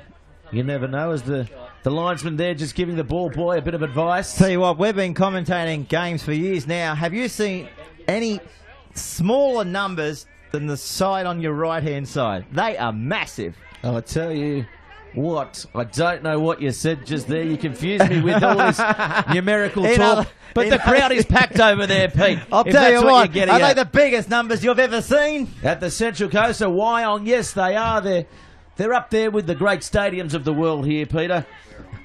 Shining in all their I tell you what, the UAE numerical be, glory.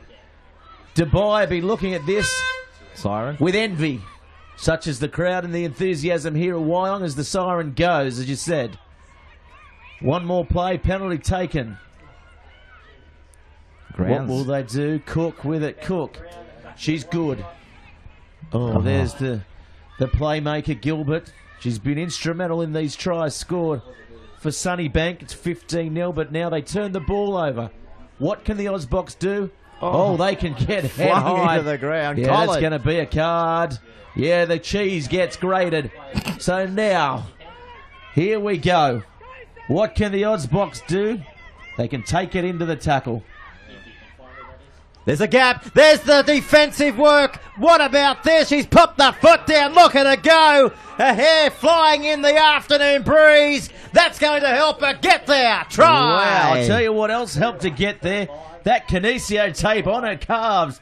It really loosened them up. They were tight before the match. She went to the tent, got the Kinesio, and scored the try. Oh, look at this. Brilliant stuff there by our lady on the screen. Well, this Here's the kick. This has made the ball final that more interesting coming into the second half, Pete. Sure is. 10-point ball game. Are we going to see 8? Oh. Oh, another one that could have went over. Coulda, well, woulda, these shoulda. points that they're missing, Gareth, it's going to come back and haunt somebody this I afternoon. mean, this is the final. You can't afford to miss kicks like that. Both sides have done it now. Will it be to the detriment of either side's chances? Well, there's Kinesio everywhere in that Ozbox side. There they are, getting their final instructions of the day before they go out there and battle it out for the second half here on Bar TV.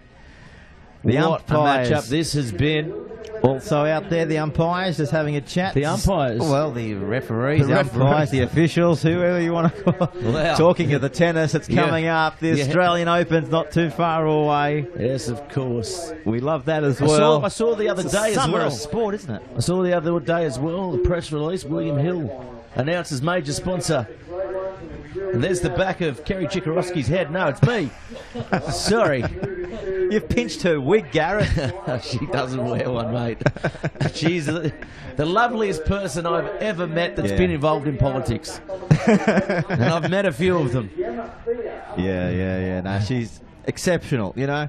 On the board as well of a lot of the... Of course, the New South Wales. She was on the Rugby second only lady ever appointed as well, so that says something for the sport and something for her. She loves rugby. She loves women's rugby. She was telling us yesterday she had a gold boot, a green boot, a gold earring, and a green earring to Twickenham, wasn't it? To Twickenham to cheer the boys home in that match. So yeah, we can only thank Kerry Chikarovsky for the success of the Wallabies over in England at the moment.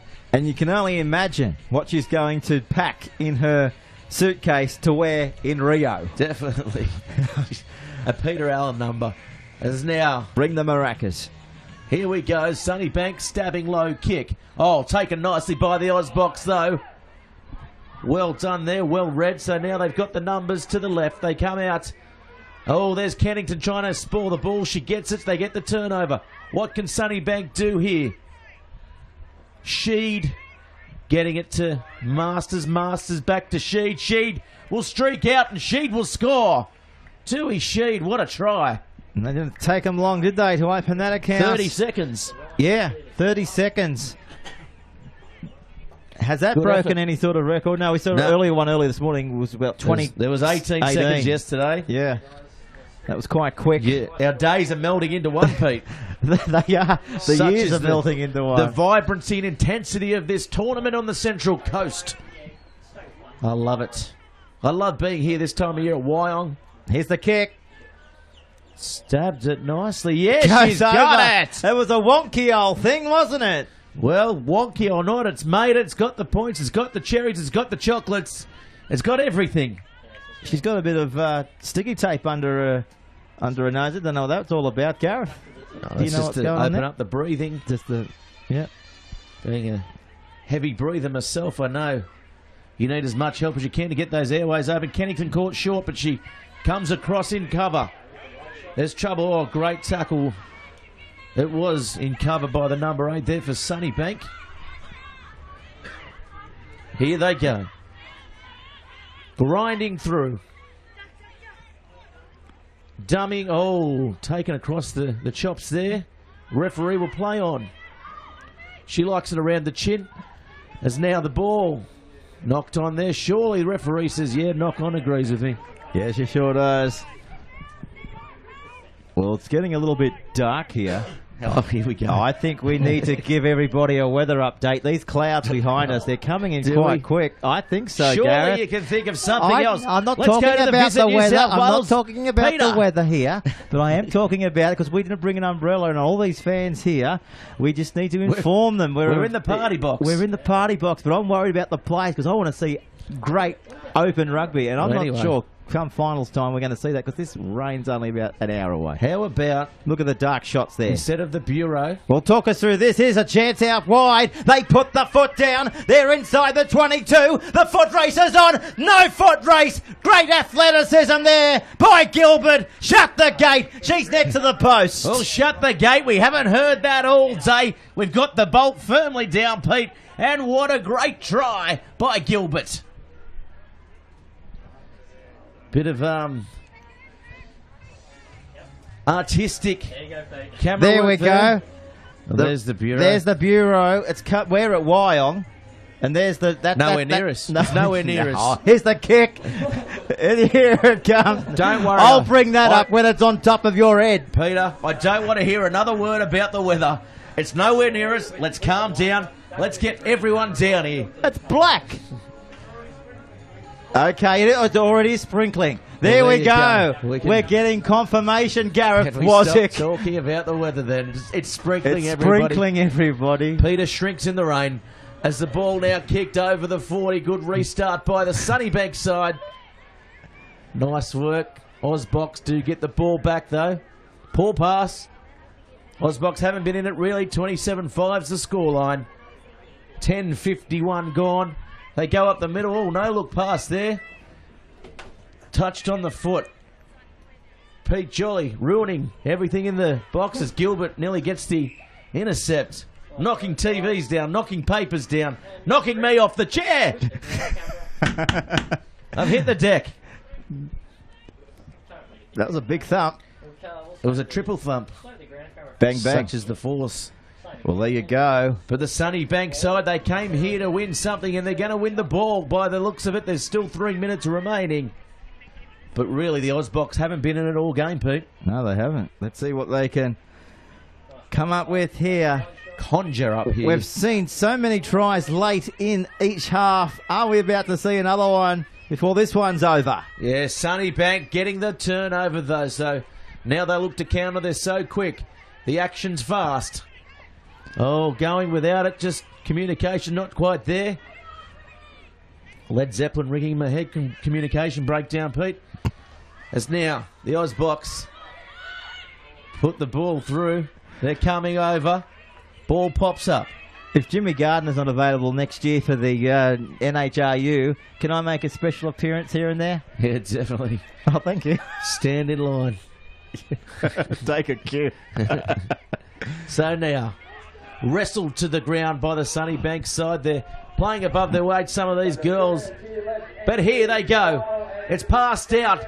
Loganamochi, she can't hold on to it, so it's kicked forward by the Ozbox player. Here she is again, Loganamochi. Knock on those, says the referee. Next up, again, we have the men's fitness first ball final between Sunnybank and Canada. But obviously, we don't want anyone to leave because you're going to see some cracking games when the Pearls take on New Zealand. And obviously, Australia in the men's will take on Tambadamu. Well, the ground announcer doing some of our work there, telling the people at home as the mic goes out. Well done to Matt. He's been on the mic all day. We love his work. He's a cheeky little character out there in the box. And he loves to heckle there, if you can hear him in the background. So now, here comes Sunnybank. They've lost the ball forward, the Ozbox. Double knock on, says the referee.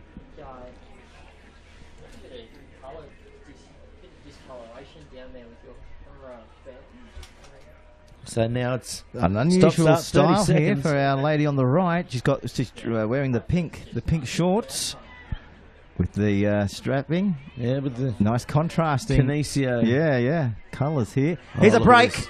There's a gap. Can she offload? She does. She needed to. Chance. You need to throw it. She does. Oh, she's thrown it to the blade of grass.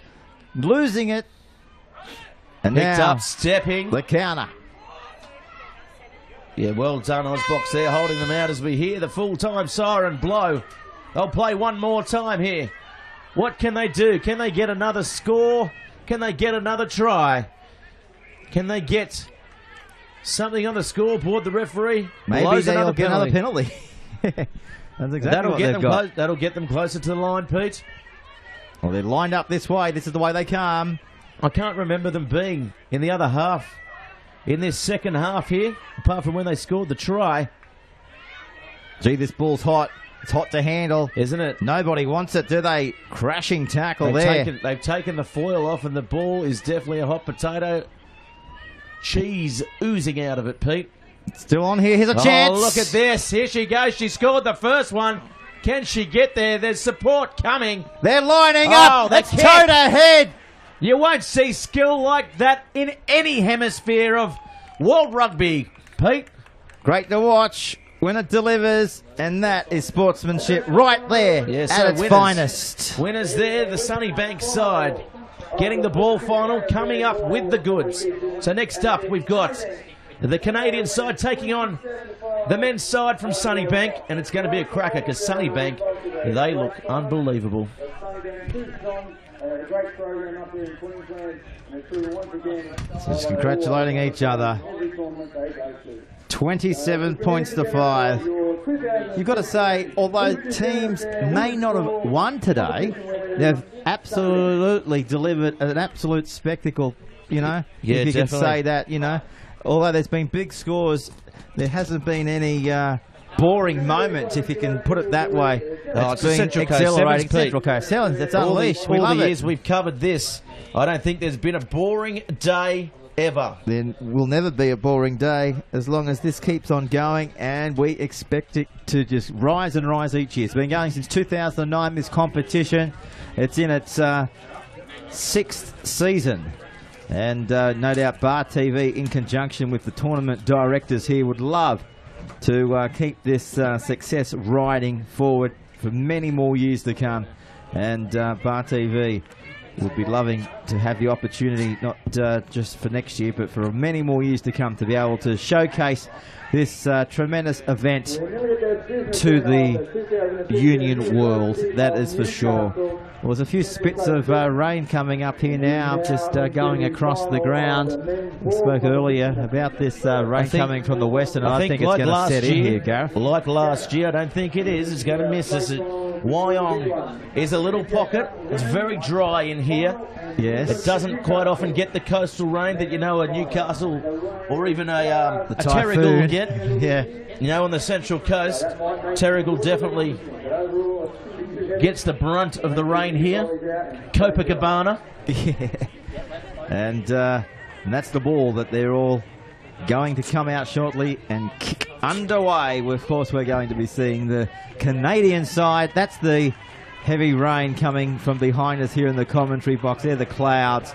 But here we go. It's the side now coming out on the park. Sunnybank up against Canada. They won't care what the heavens will open up for. They're here to play and throw the ball around no matter what. Yes, definitely they will. So both sides. Maybe Canada probably a little bit disappointed where they finished up, as we see that reindeer, the mascot by the Canadian side, leaving the field. Sunnybank with the kick, as you can see now on the field. Pete Jolly, our own weather predictor, has predicted that one. Butcher with the kick. Butcher has put it nice and high. So what can they do? Canada has made a break straight up. Charging over the halfway line. Good run. They needed that to start their battle here today, and they've delivered. They look strong and they look intent here, the Canadian side, don't they? They're spreading the ball around. So now popping the ball up, and here goes the number 11, Douglas. He'll go all the way. Justin Douglas opens the scoring in the ball final. Well, he was chased by Edmund, but Josh Edmund just couldn't match it with the pace. Yeah, definitely couldn't match it with the pace, and the Canadian side, you can just see the class there, Pete. Yeah, on display for everyone to see. There they are, they're the Canadians. Here's the kick from right in front. Looks like it's going to go over. It has gone over. So what a start for the Canadians. They lead by 7 points to Zilt over Sunnybank. Yes, and as the rain comes in, the windows get shut. Batten down the hatches, Pete, as we see everyone in the Bar TV bunker, the party box. Everyone's coming up here for this ball final, and it's kicked downfield. Nicely taken as well by the Sunnybank player. Now, what can they do? They can take it forward. Jacob Whitaker it was there. Sorry, Tamani it was. So the dummy, the big long ball. Here he is again. Douglas, he's got pace. Steps, goes himself. Douglas, can he get a ball away? No, he drops the ball. Close to the line, 5 metres out. So now the ball comes out. Tamani getting a ball out wide. Sunnybank willing to throw the ball around off their own line. Good ball wide. Oh, taken hard and heavy on the far side. Good defence by the Canadian side. Sure was. Well, here at Bar TV, we have to try and protect our cameraman in every way, shape and form, and that's no exception there. Take a look at that shot. That is absolutely perfection. That is a good work Trying to keep ethic. the viewers clear of the window wipers, I guess, on our screen. Yeah, definitely the work ethic shown by Ryan there, putting his body on the line as well as these players out here. So now, Canada, what can they do? Douglas He's looming out wide, but no penalty there. So Sunnybank will take the quick tap. Tamani. Quick ball out. Menzies. Getting it to McNamara. McNamara taken to ground. So Canada again forces the turnover. Sunnybank unable to get out of the half. This will help them though.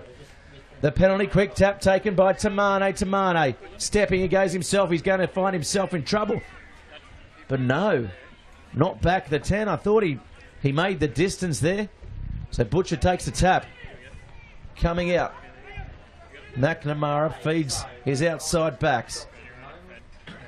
Trying to get the big arm free there. Oh, he gets the round a corner pass. Goes to ground though. Not afraid, are they, to spin it around in the wet? Yeah, big Alfonso Horomia. He's a handful out on this right edge. Great shot. Look at that. That's Butcher. Butcher. That's Butcher. The number 8. He looks like a butcher too, doesn't he? He does. Good family name. You can see him with the blues on. Sure could. You can see him there with the Chopping up a bit of cattle. sirloin, bit of rump.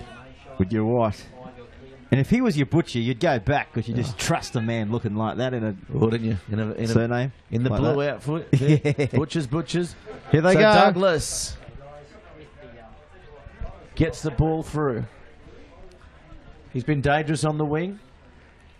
Speaking of Butcher, They butchered that one. and Butcher came out with it, and now they offload the pass, and they're going to score. Yeah, Underneath. nice work. Yeah, Tamane. Tamane. He's bid in everything so far, the big number 3. Himself and Horomia, they could almost be twins on both edges. Big men, hard to put down. And they're one of the reasons why Sunnybank is playing in this final, Peter. Yeah, that's it. That's exactly why. And look how big they are. Check him out there. 6.5 foot more, probably even nudging towards 7. That's how big he is. Look at that, just sucking them in off the trainer, off Look the at water him. board. Look at him go. A beast of a man. Yeah. There'll be plenty of men envious of him, I'll tell you that. Here's the kick. Just waved away. And we come back there now to the shot of the trainers and the try scorer and the crowd in the background. Under shelter here. We're inside the last 2 hours here on Bar TV. Hope you've enjoyed the coverage all day. Hope you've enjoyed the coverage right throughout the last 2 years here on the home of Central Coast Sport, which is Bar TV. Oh, what a great high kick there coming down. Here we go. What have they got in store? The Canadian side work a short side play. As we see the wide vision now, and this is a good run here. He is away. This is a good try by the big number 8. Look at him go. Big Admir. The French-Canadian. Scoring under the sticks. Well, his counterpart in Butcher, poor old Butcher's only half the size of this man on your screen right now. Look at him. He'd be over 100 and... If Butcher's a butcher, he's definitely a lumberjack. Is he what? Look at the size of him. Massive unit. Kicking. Maybe a Canadian Mountie. Could well be. Though I'd hate to see the horse underneath him. He'd squash it. I don't think there's an outfit for a Mountie as big as him, is there? Gee whiz. There he is on the screen now. Look how focused he is. He's clearing his throat there on the follow through. Goes As back you to do. his side as you do. So the umbrellas are up here, but that's not stopping us here at Maury Breen Oval. Let's see what they can come of here. Here's the kickoff. It's going to go deep, down inside. Just outside the 22. They're coming through. And they're going to spin it around. Oh, Butcher changing direction. That's the experience there. He cuts him up the middle. Butcher, I don't think he's going to have the pace. And he hasn't got the support as the halftime siren goes. Oh, his player just overruns the play. So Canada now has the ball. But the referee has blown a penalty. Diving over, he says. But now it's going to be half-time. 14-5 the score. Canada just in front. Yeah, it's anyone's game, isn't it? 14 points to 5. No doubt Sunnybank will want to come out and continue to get onto the scoreboard fairly quick in the second half, but Canada 14 points to 5. It's been a good tournament for Canada on either side of the fence of the men's and the ladies tournament draw, so you can hold your head high if you're watching our coverage back home in Canada. Your sides are going tremendously well here at the Central Coast Sevens, and no doubt they'll come back for more and more years to come. Yeah, definitely the crowd. The event's just building. It's a world-class event here, attracting world-class teams. And you can tell here in this final, Sunnybank from Brisbane playing a Canadian side, the national side. So what do you do?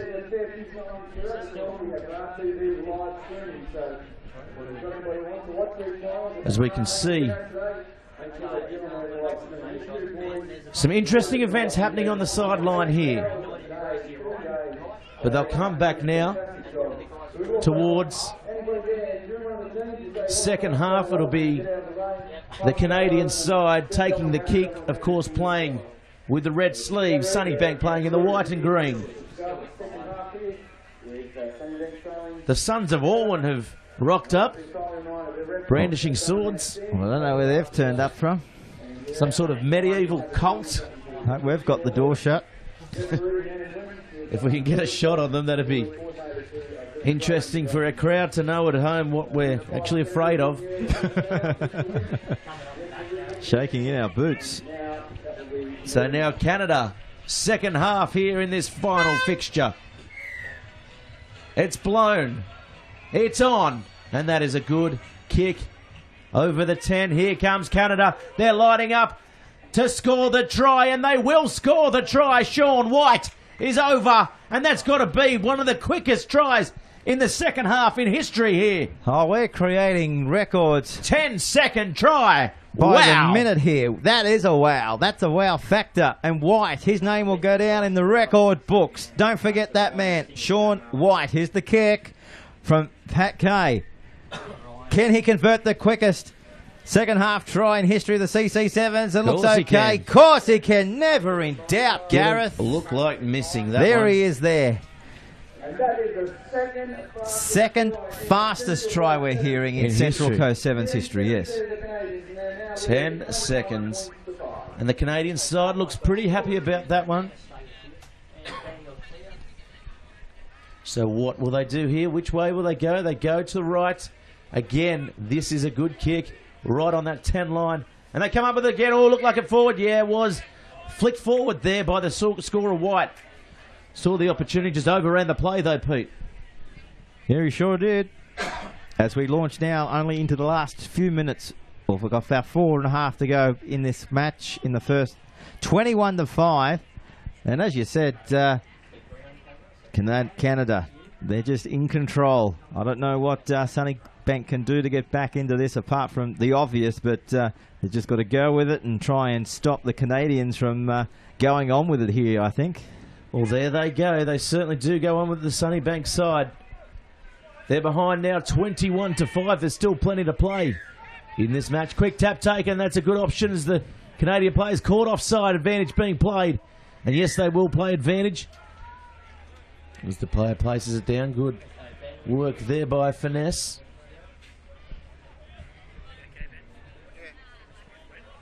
Quickly taken by the try scorer. Here goes Mackenzie. Ball out. Sorry, McNamara it was. Getting my McDonald's and Max mixed up. Ball coming out now. What can they do? Oh, Ryan Menzies had a big look here, and here comes White. White now trying to pounce on that ball. He gets it. Oh, gets a ball around the side. Knocked on though, says the referee. As we see now the replacements coming on. Here they go off as well. Nice shot there. Players come from the side into touch for a well-earned rest here. Blistering pace. Doesn't Isn't it, stop, Watts? does it, Gareth? You know, from the moment the kickoff is taken, from the moment the whistle sounds for the full time, you know you're out here playing rugby sevens. It's just breathtaking to watch, let alone play. That's the 22-metre line. Yeah, definitely. So here they go. Here's Lee going down the short side. He's dangerous with the ball. Surprised he hasn't seen more action today here in this final. So now Sunnybank looking to spread the ball wide. They do so. That's a good ball. But coming across in cover. Oh, a little ball over the top as well. Jacob getting the ball inside. Looking to play the ball. Here he is again, the big number 12, Horomia, with a kick out wide. Looking through the winger. McNamara couldn't come up with it. Yes, he can. He regathers. McNamara stepping, jinking. Can he get there? Yes, he can. Well done to McNamara. Well, that was fascinating to watch. They thought for a moment there they couldn't throw it 35 metres, so their only hope was to kick it. And as you mentioned there, the try scorer McNamara got it in the nick of time into his possession and just went straight to the line, only like he knows how. Here's the kick from the touchline. Looks okay. Can he bring it back around? No. It was high. It was high. Looked well off the boot. He striked it. Two tries in this Sunnybank. Can they come back? They've proven that they can do it. They did it in the game before to get here. Now, let's see what they've got in store. They look under the weather. They've had a big tournament. It's high. White gets up. It all comes off his head. So now Sunnybank, here they go. Spreading the ball wide. Lee has it. Lee. He's electric. Getting a ball wide. McNamara using it. Here they go. Tamane. Tamane, it's a foot race. Will he get there? No, he won't. Close. Having a few laughs between the players over there too. He's consulting his touch judge over there. Yeah, well, that's why I think those last were that not both players not sure what actually happened there. Although they were there, they couldn't figure out who got there. Yeah, it'll come back to a 22 drop restart. Which way will they go? They seem to be going to the right. Found some good space there and finds touch. So nice work. It'll be a Sunnybank throw. A minute and a half remaining in the final. 11-point ball game. Exactly 1 minute and 10 seconds now on the official. So they go up. They'll have to score off this play if there any chance. Here's Sunnybank. Lee has it. Lee. He's good. He's strong. He's dangerous. Goes to ground. Yeah, the referee not happy with that. Holding on to the ball there, Lee. So it looks all but over here for the Sunnybank side. Canada, what can they do? Can they get more points on the board? Will they just be content to hold the ball? Play around with it. Bit of touch footy out there. If you're going to go through the record books, you'd find that more than likely there will be one last try in it. We've still got 30 seconds to go. So there'll be time here for the line out. Steep numbers, aren't they? Canada to the right. They've gone from the 22 right back towards the halfway line, and this is the way they come before they switch it. There's the gap. There's the space that we're speaking about. There's the support that's been there all day. Can they break through the tackle? They're only 5 metres away. Looking for more points. This game not over yet. There's Certainly the not. siren. There it is now, and will they get the last try, Peter Jolly? Yes, they can. Yes, they do. McCloskey it was, putting the ball down in the corner. What a good way to finish. A good final, Peter. Yeah, sure was. You'd love to put your house on tries in the last 10, 15 seconds. You'd have more than one house here this afternoon. You'd have a whole street if you were a gambling man. You would own Narara, Peter. You probably would. 26 to 10. And the kick. All academic. Goes across the face of the goal. So there it is. Full time here. The players shake hands. Well done. Well done to Canada sides. and both sides. They haven't come over here for nothing. They haven't. They've collected the They trophy. hold their heads up high, the Canadians. taking back the silverware back to their home nation, and they've been able to do it in grand style here over Sunnybank. Well, we stand by now for our next clash of the afternoon. Congratulations, guys. You deserve it. You're a great bunch of men and representing your country. And we echo the acknowledgement coming from the PA system. Both of these sides have represented their countries outstandingly. And yes, you may have a victor, you may have a loser, but there's no losers at all here in the Sevens tournament. They put, every player puts their heart and soul into the game, and you can't expect for anything less. So here we go now, the Fijian team here, Gareth, up against the Greater Sydney Rams. The Fijian upset early on by that Australian development side, so coming into the final here.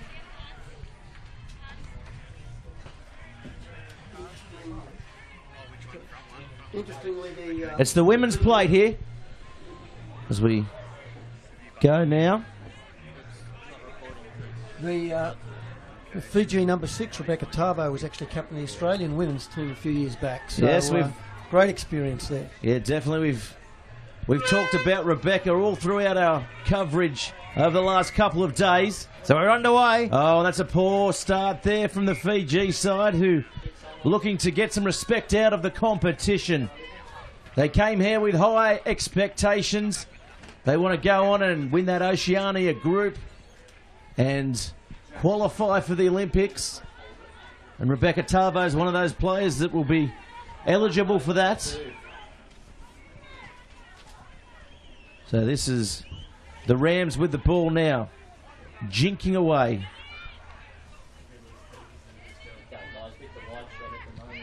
She's good. Pete, we've seen the Rams play some exciting rugby. Well done to the Sydney-based side. And let's see if they can continue that form into this match here, Gareth. It's going to be toe-to-head, with the Rams going back away to clean up the dregs before they've been absolutely sandwiched there. Yeah, good work by Fijiana there. And they're well and truly on the attack here. But a penalty for hanging on. So the first penalty of the first half here, just on their own side of their own half.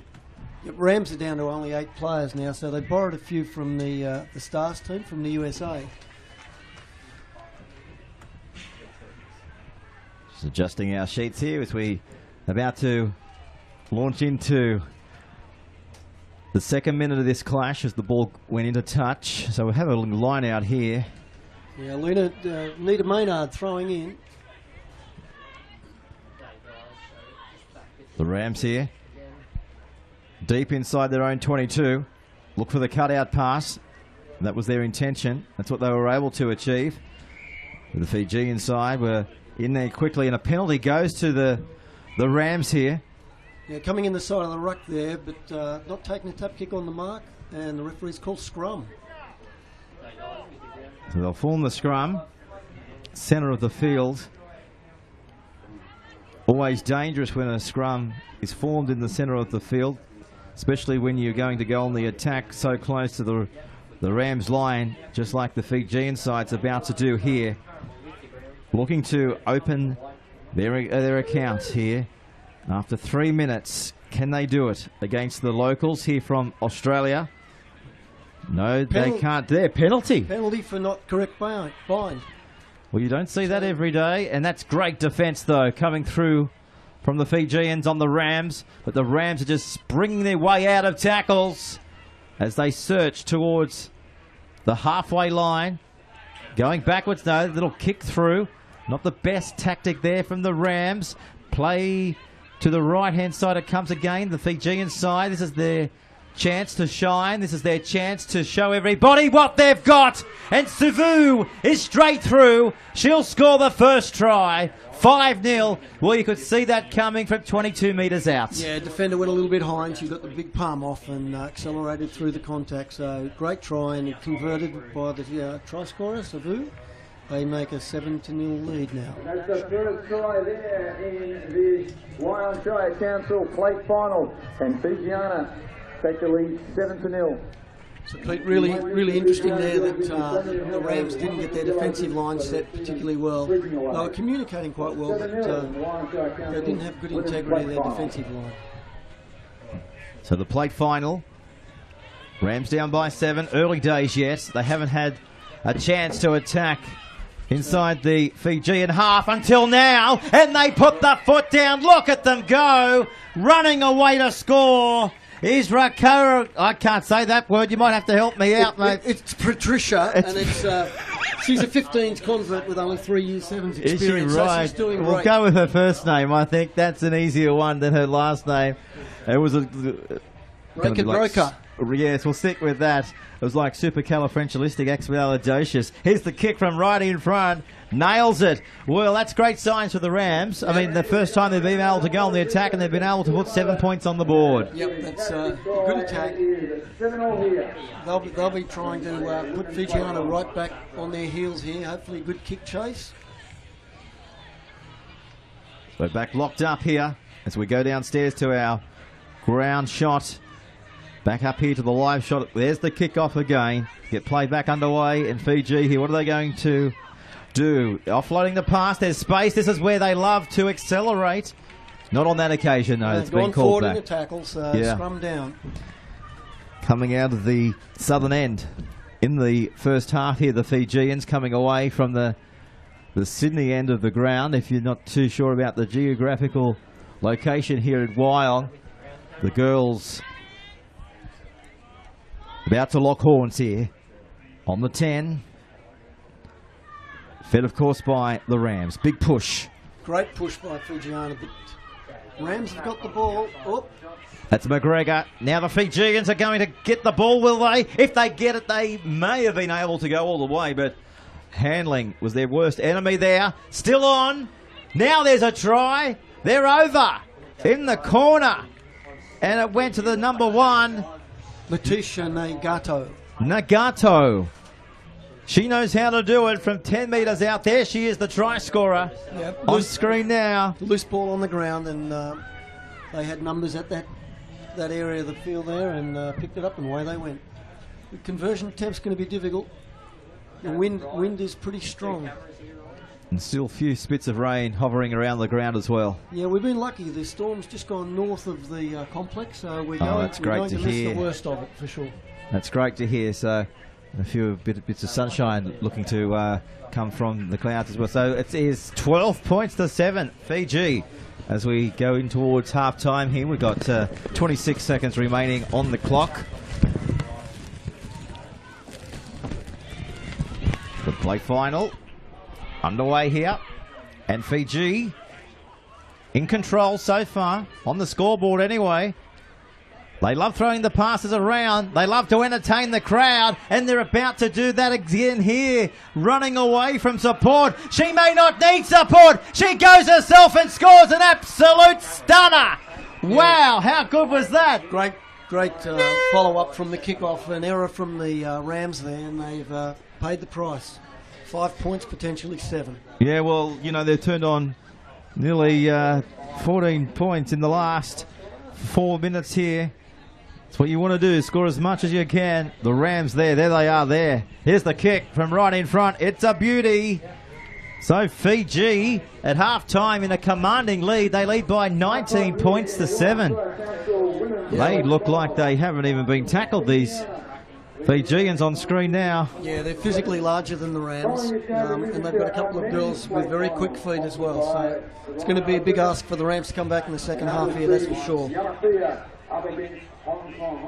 They're the Rams there. One of their coaches. They're listening to Carl McDonald. Yeah. He's their high performance director and works at Southern Districts Rugby Club in Sydney, and actually was originally tied up with the Australian men's sevens team. What do you think he is saying to his troops right now? I think he's talking about just keep the ball, and we've got to hang on to the ball and recycle the ball, and then look for the gaps. So if they do that, they demonstrated in the previous game how well they tackled. So they've just got to do that, get their hands on the ball and recycle it. And they've got some girls there with some bit of speed. And but Fiji, they're contesting everything very strongly. Tackle contest, they're very strong, and they're mucking up the ball a little bit for the Rams team.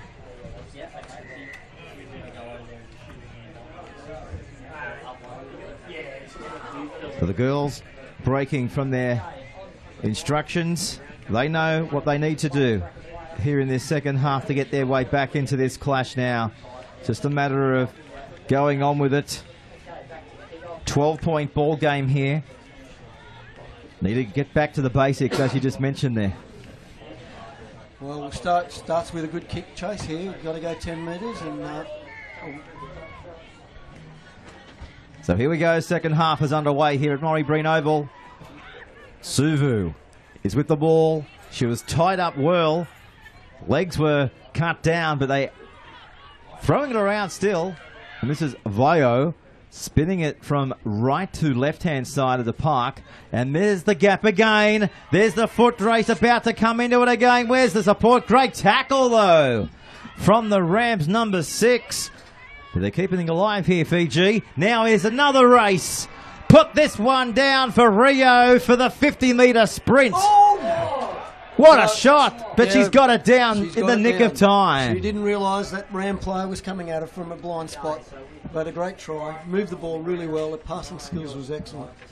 Yeah, perfect passing from right to left. Shifting it from the western side here to the eastern side, which of course is the Joe Bishop stand end. And behind the Joe Bishop stand we've got the Wyong Leagues Club, and with the folks up there high perched up in the outside veranda in for a treat there as she scooted down their near side. So we'll just stand by now for the attempted conversion. Are they able to turn 5 into 7? It's a low looking kick, but she screws it to the left. So no change here on the Bar TV scoreboard. It's 24 points to 7, and we've had around 2 minutes of the second half here. So Fiji, you'd expect them to go on with it from here. Yeah, Fiji are looking good. They're running a few subs as well, so they're getting some fresh legs onto the park. Oh, in front of the kicker by about 2 metres. This should be a penalty. Hasn't gone 10 metres as well, so it's a double whammy there. Here come the Rams. Let's see what they can do. So the Rams here, tapping the ball and getting on with it after the penalty was awarded to them. And they're about to cross the halfway line with gusto. Support in and around her. She's running away from support. And luckily there for the Fijians, Naigato was there to bring her down. Penalty, though, here to the Greater Sydney Rams, and they take the tap and they're away. They're under the post if they can still throw the pass around. But the Fijians here again giving away a penalty. Got 10 and... Got a score! Oh, no! Now that's what you call an absolute bomb try. Yeah. She was over if she was able to catch that. Yep. So close yet so far. That's 5 points that have gone missing. Yeah, in a blink of a second. And you just never know. Those 5 points in the end might be viable. Yeah, and the Fijian scrum's been quite dominant in this game. They're big young ladies, and they've been good. Oh, free kick given for going early at the engagement. Here they go again. They're off again. They're extending their legs. Are they about to extend the scoreboard? Support left and right. Look at them run. They're going to run out of pace. They're shoving, they're weaving, and cleaned up. What an absolute ripper there by Josephine. Really got under the ribs and absolutely smacked her. But the Fijians here, they want to put on a try here. They say, come and get me. Come and get my ribs. Who's going to get the race? Who's going to win? Fiji offloading. Oh, no. This is going to be fantastic if they can go all the way. It's score, and they do. Yeah, they stayed alive. Wow, there. how good was that? I think both teams were out on their feet, but the Fijians stayed alive and got in a position to receive the pass, and that's what you do in this game. Well, it's the Fijian way, isn't it? Just keeping it alive and just saying, come and catch me if you can. Yeah, their support and continuity there was just first rate, and the passing, excellent under that pressure. It's outstanding to watch. And I was speaking to a few of them earlier before the day actually started, and yes, they have fantastic facilities sometimes to training, but a lot of the time they're just, you know, training on the beaches over there, they were saying, and in the rugged, tough conditions. And when they come out to a turf like this, it's like, you know, all their best wishes have come true at once. Yeah, they're playing on coral. A lot of them don't have boots. And I was over in the islands a few years back, and I took over 4 rugby balls. And, you know, they're gold. You walk into a place and give them a few new rugby balls, it's fantastic. So they've got all the skills. They just need some equipment to play with. And when they do have the equipment, that's what you see. Yep. Outstanding rugby here at the Central Coast 7s. Oh, they've got her up in the air and stolen. Interestingly, there one Fijian player had around the middle. The other one, I think, might have had a fraction high, but the referee was on the wrong side. But referees today have done really well. That's what Gareth and I were saying. You know, they've done exceptional, haven't they, over 2 days? Yep. Really, an outstanding effort by the officials. They can really hold their heads high. And there hasn't been too many results being influenced by the referee as well. I haven't seen any today, that's for sure. And that's what you don't want. You want them to be the silent partner virtually in the whole event and let the players do the talking. Speaking of doing the talking, here they go again! Yeah, that was a great step in and away. Yeah, made it look so simple. Yep. I think this is now beyond doubt who's going to win this one. It's one-way traffic here. 34-7 here. The Rams won't be giving up. They'll play right to the death. But they're out in their feet. Here comes one substitute, which is what they've got. They've only got 8 fit players. But these girls have done well. You know, they've been exposed to a higher level of rugby, which is what they really want. Any of the players in Sydney playing in this tournament are exposed to a higher level, so it's a fantastic experience for the young ladies. I think that whole region up there, you know, Fiji, Papua New Guinea, all around there, you know, they're doing an outstanding job breeding the talent that we're seeing here in the Central Coast 7s. It's just a pedigree of talent up there, isn't it? Yeah, I know in Papua New Guinea, up in Booker in Bougainville, that the girls played there and they went and won the national 7s, and they got a hometown welcome from the local community because they had to fly in. And it's just an amazing place to go to these islands and see what they can do. And the support that they get, you know, you're not talking a few hundred or a dribble here and there. You're talking in their thousands. They support up. Doesn't matter what type of tournament it is. They turn up in massive numbers. Yep, all the time. Samoans as well. It's the national sport there, obviously. But the Fijian ladies here, she's off and running again, and that's just tiredness, I think, in the end. Missed tackle.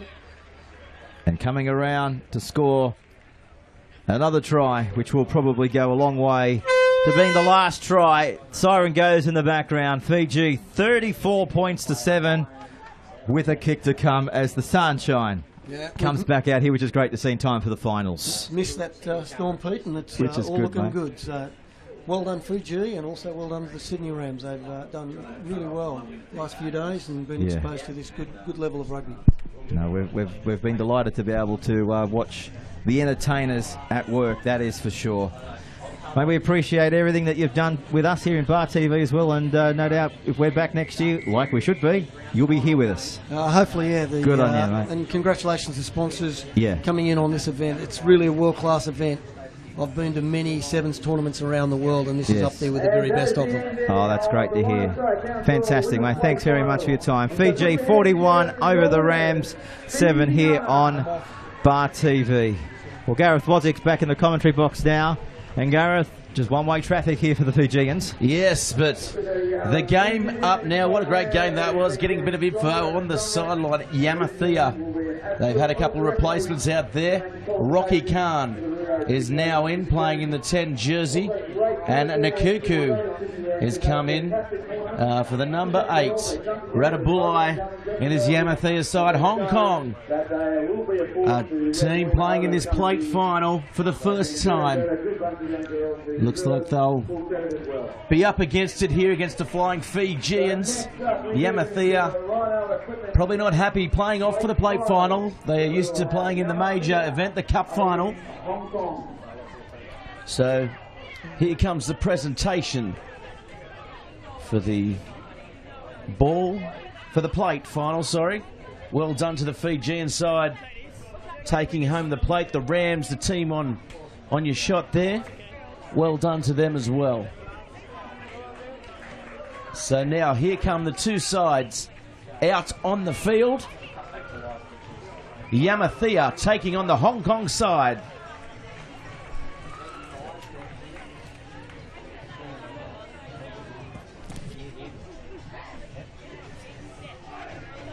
So the two sides in the huddle.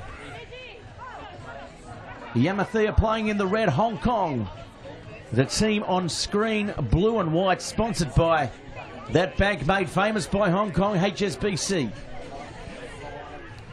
Of course, Pete, giving credit all around the world now, and credit to us as well in the commentary box for mentioning the HSBC brand. As our credit card interest rates might have been just low with that plug. So here we go now. It's the plate final for the men's. It's Yamathea versus Hong Kong. Hong Kong will kick off.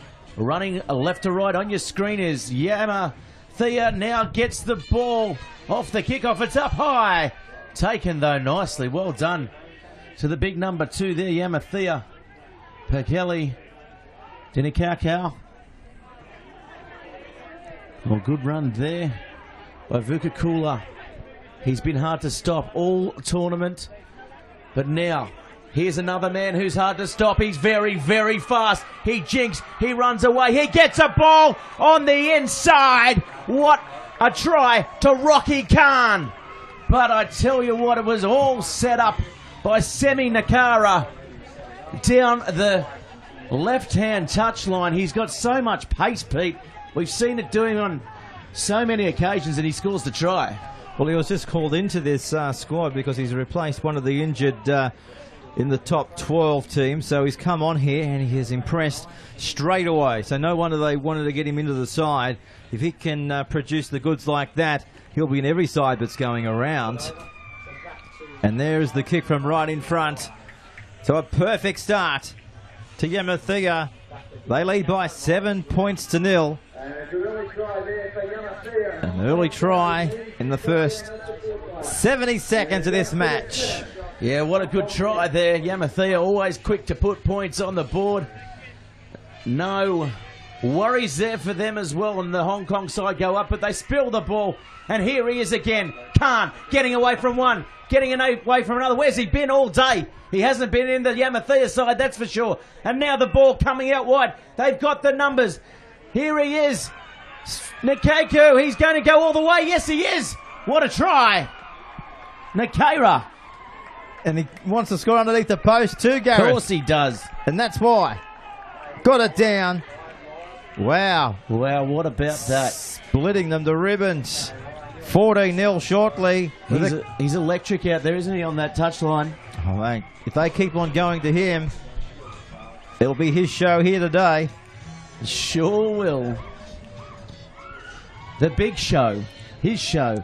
His show. He's the star of the show. Here's the kick. Over it goes. Nice kick there. Crowd loving that. Loving what they're seeing from Yamathea. 14-0 here at Morrie Brewing Oval here on the Central Coast. It's a party atmosphere now, isn't it, Pete, as we come into the final few games of the match. The crowd have come out of the Leagues Club because they know we're in the business end of the day. Restart too. Good one on the far touchline. Hong Kong come up with it though. Most improved here, Hong Kong. Also looking to better their standings and hopefully get a place at Rio. New to the Sevens Tour worldwide, but not new to Sevens. With Sevens originating in Hong Kong too. So now here they have the ball. They pick and drive. We haven't seen that too often at the Central Coast Sevens. Ball coming at you. Now they've got numbers out wide. What can they do? Nakira reads the play well. So the long, flat ball, just not running onto it there. Michael Coverdale was the man on the far wing. So now Yamathea, what can they do? They're good on the counter. the goose step, and he's away. He's going to go all the way by the looks of it. Nana Salisa will score, and Nana Salisa, what a try, and Nana Salisa was not having a nana nap then, Peter. He was alert, and what a try. It was an absolute brilliant try. And you can just sense what these try scorers are trying to do when it comes to these big games. They want to try and get it as quickly and accurately towards the post as they can. He was looking around. He was trying to get as close, but didn't quite go the way he wanted it to. But here's the kick now, Gareth, and it's 19 points to nil. Can you believe this one? 4.5 down. Nasa Salisa catching them all off guard. The goose step up the middle. What a kick. What a good kick. And so now Yamathea just gone away with it, streaked away with it. And it's hard to see Hong Kong coming back from here. And of course, if you're listening in from Hong Kong, the home of Rugby Sevens, make sure you're tweeting us in at Bar TV Sports. And of course, at Central Coast Sevens. So now the ball comes down. Lee, I thought might have got behind it. No, he doesn't. So they dance. Do they dance? Oh, poor ball there by the Hong Kong side. Yamathea now with a good chance, good opportunity to attack. Khan at the back of the ruck there, searching for the ball, picks it up. Stop start here, Yamathea. They've controlled the ball well. This is going to be a certain try. Can he get around him? Yes, he can. His second, Semi Nakara. What a try. Sign him up, someone. Oh, somebody get your checkbook out. Sign him up. Give him whatever he wants.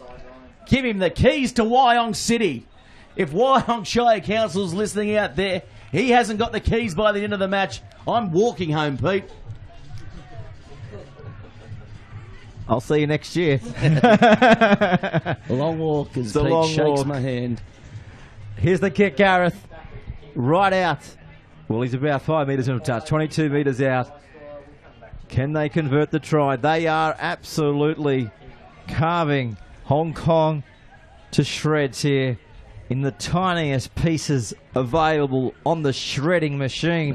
Here's the kick. It's coming around. It's coming. It's over. What a kick from the sideline.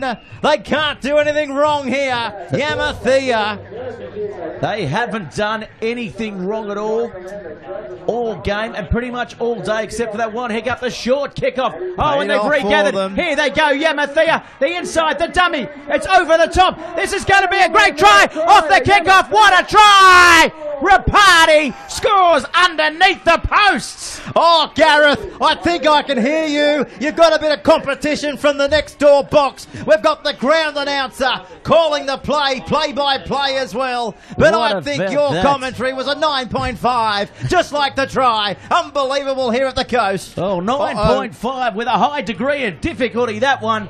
I can't believe he caught that small chip on the full. He got there and he scored up the middle. You won't see a try better than that. Here's the kick. It's coming back. Oh, it's just wide. Just wide, but it's 33 points to nil. What a first half. That's how good was that? Yamathea, if they keep it up, it'll be 60-0 by full time.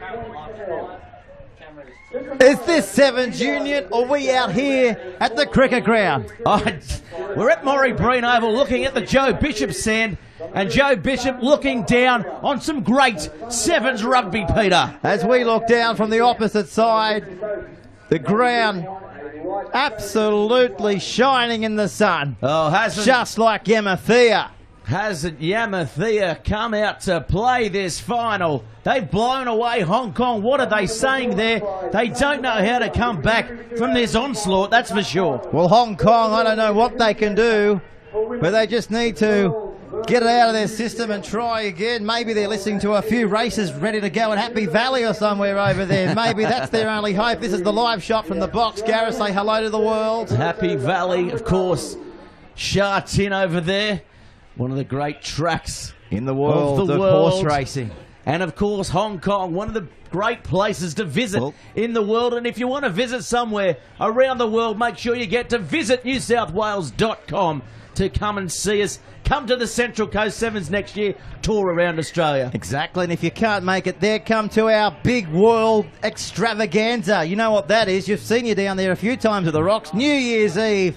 Sydney does it like no other city in the world does And if they won't let you in from a normal visa, get a student visa and go to the University of Newcastle, Peter. And you can choose from Sydney, Port Macquarie. You've got the whole East Coast covered. University of Newcastle, that's where you want to be in 2016. Of course, the major sponsors and affiliates here for the Central Coast 7s. Now, Yamathea will be kicking off. They're playing in the red, 33-0 up.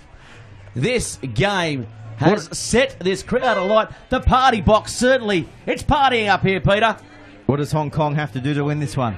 Oh, they just have to close their eyes and go with it as we see the start of the second half. Nicely taken Lee over there. So now, I think they come back, twisting away. But look at Yamathea, look at the defence, trying to strip the ball away. So what can they do? Drawing, passing. But Yamathea, a wall of red, a flash of red, a sea of trouble, Peter. Inside ball, Hong Kong now playing expansively. They haven't had much opportunity. This could be it. So they're coming up. Oh, great handoff there. Lee now can get the ball away. Oh, battered down there by the big hand of the number 7 from Yamathea, Rapati. So what will they do? Quite happy to wait for them to come to the Yamathea side. Hong Kong haven't done too well defensively here. And this could be another shock. Here is Khan. He does the good step. He does the left foot step. And he's going to step himself all the way to the try line, Peter. Look at him go. Brilliant stuff there. Look at the grin. Look at the grin. Winners are grinners, Peter, and nothing says it more than that Taking picture on your screen. Right out of my mouth. 38 points to 0. And that is a hard thing to do. Well, Maury Breen Oval, it's turning into an absolute field of flood and devastation, isn't it, for Hong Kong? Yeah, flooding rapidly. Are we here at Maury Breen Oval or are we at the Rapids? Rapidly flowing with points. Here's another 2 coming.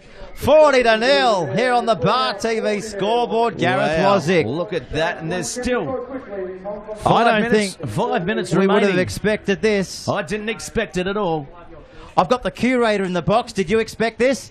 Oh, not expected, definitely. I thought that Yamathea would win, but not by this much, and they're going great. And doesn't the grass look nice, Pete? Mate, you have done a great job. Credit to you. You'll be back for another 12-month contract. The curator's manager's just out there. He's wanting to sign the contract. Paid his dues here today. The ground holding up well.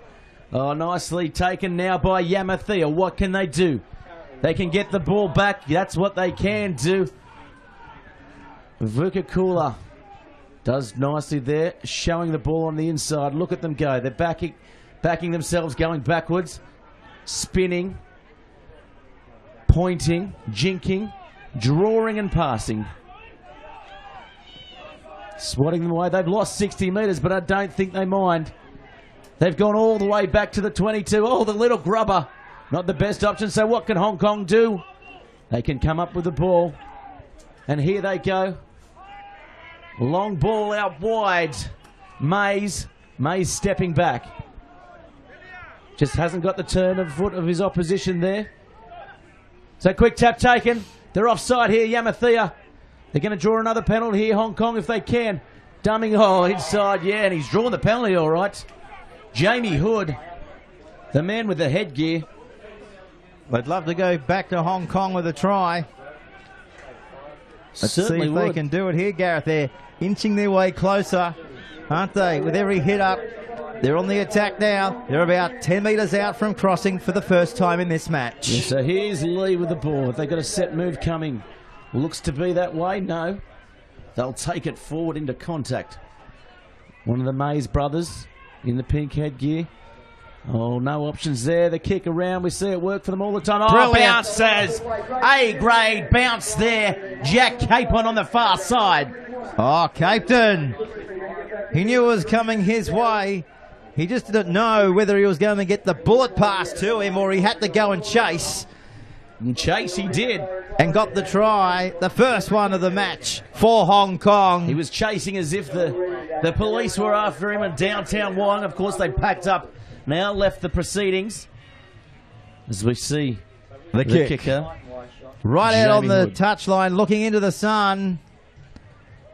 Just doesn't have the wheat picks on the back end of that one there, Gareth. Kicking into the breeze. It's a stiff breeze too. As we mentioned, their So major very sponsors, steamy out there now. HSBC. Yeah, it is very steamy. And always is steamy, isn't it, after you have a brief shower? And It's normally steamy for me in the shower, Pete. the mirrors steam up, the windows fog up. So we're into the back end of the competition now. We'll be on air right till the final whistle in about 2 hours' time for now. Going to be a brilliant final between the women and the men's irrespectively. As we see now, Yamathea throwing it around again. They're not done yet. They're the crowd entertainers. They love to put the foot to the pedal. They love to entertain at every opportunity. Didn't quite go their way on that occasion, but they've sure done their job here today, racking up 35 points against Hong Kong here. Brilliant effort by them. Yeah, definitely Hong Kong here. They're digging in, they're digging deep as we see. Shirts off on the far side. The boys getting the beef out, so to speak. Getting rid of a tan on the as well. Heading into the summer here in Australia. They've got to be the Canadians. They don't know about the summer bite No here slip, in slop, Australia. slap there. Hopefully they are, Pete. So Alex McQueen now getting the ball. McQueen. Oh, nice work. Lee coming around. Good set piece move. Rowan Vardy. Rowan, what can he do? He can dance and get the ball on the inside. Here's Hood. Hood gets a nice ball away. They've got a bit to do on the outside. Lee will go all the way. What a try. Great try by Lee. Well worked move. And Hong Kong, they're back in this, aren't they, Pete? Well, look at his hairstyle. I don't know how he could see the line with that all swinging around his eyebrows, but he was able to swing the hair out of the way and swing the ball down and score the try. Hong Kong now, they're down by 30. Yeah, he's known as the Hong Kong hipster. He there, is. Lee, and that's why, because of the haircut. He's coming to Australia's Got Talent near you. Here's the kick now. Maybe it's not all over yet. This is the chance now for Hood to convert the try. Can he do it? It's looking okay off the boot. It's coming back around. Nice kick. Leather perfect off the boot of Hood. Absolutely stole the show there with that tremendous drop kick. Yeah, definitely. What a good kick. Nicely done. So now, the match coming into its final stages. 14 minutes gone on the Bar TV scoreboard. And that is the hooter sound. And so we have one more phase of play here. One more passage.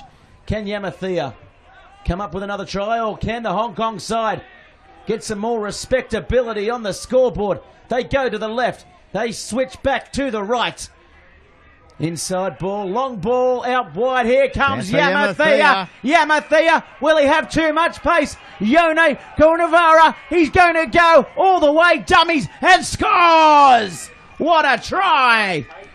Well, Coonavarra gets it down with the intercept. So Yamathea come out champions in the plate, Pete. And what a game, 40 points to 12. Brilliant runaway try by Yamathea. That is the icing on the cake. 45-12 with the kick to come. He was going to run all the way out of the park. There was no stopping him. There he is on screen now. The kick was waved away, but that's your try scorer right there on screen from Yamathea. A convincing victory by his side, being able to knock off Hong Kong by 45 points to 12. Yeah, we've got a special guest here, Peter, as we'll let you have a little break and warm your tonsils up. It's Andrew Parafet from the University of Newcastle, Vice-Chancellor, academic. Introduce to yourself to the world, Andrew. G'day, Andrew Parfit. I'm Deputy Vice-Chancellor at the University of Newcastle. Very good, and what a great initiative to sponsor this Central Coast Sevens tournament, Andrew. It's been exciting. It's been, standing up all weekend calling this action. What about yourself? Have you enjoyed it? Look, it's a terrific event, and it's fantastic to fetch an international tournament to the coast.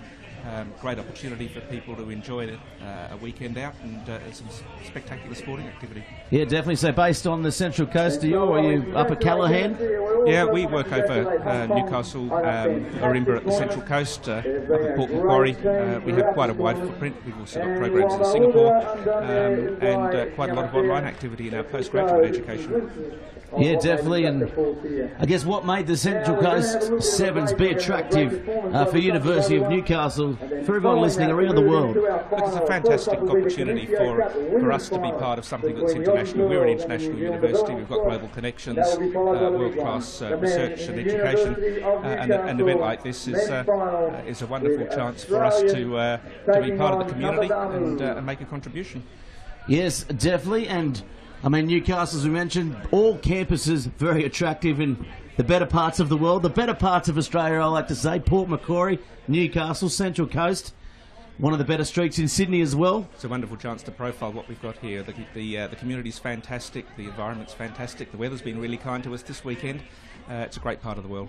And, of course, all the international audience that we do have out there, considering studying, of course, there's a great international program at the university. I know my time spent there was a lot of Swedish, good multicultural mix, and very accepting of everyone, and great pathways as well. Yeah, we've got international students from all over the world, from Asia, from North America, from Europe. Very engaged community, and some fantastic campuses. The one here on the Central Coast, with programs like exercise and sports science, and some of our health programs, business, science, arts, a fantastic range. Plus our campus at Callaghan, which is a lovely bushland campus, quite different from the city. Yeah, definitely. They teach art still, do they? Oh, we do. We do. We teach everything from medicine through to zoology. So there's no finger painting. I couldn't get a start there. No. But we do have an art program. The creative industries, of course, in this region is fantastic. Music, art scene is vibrant, and there's lots of opportunities for new businesses in digital media as well. Yes, definitely. Of course, socially as well. Great to go to the university. The Tanner Bar, the bar on the hill, of course, having a resurgence at the moment in Newcastle. I know that.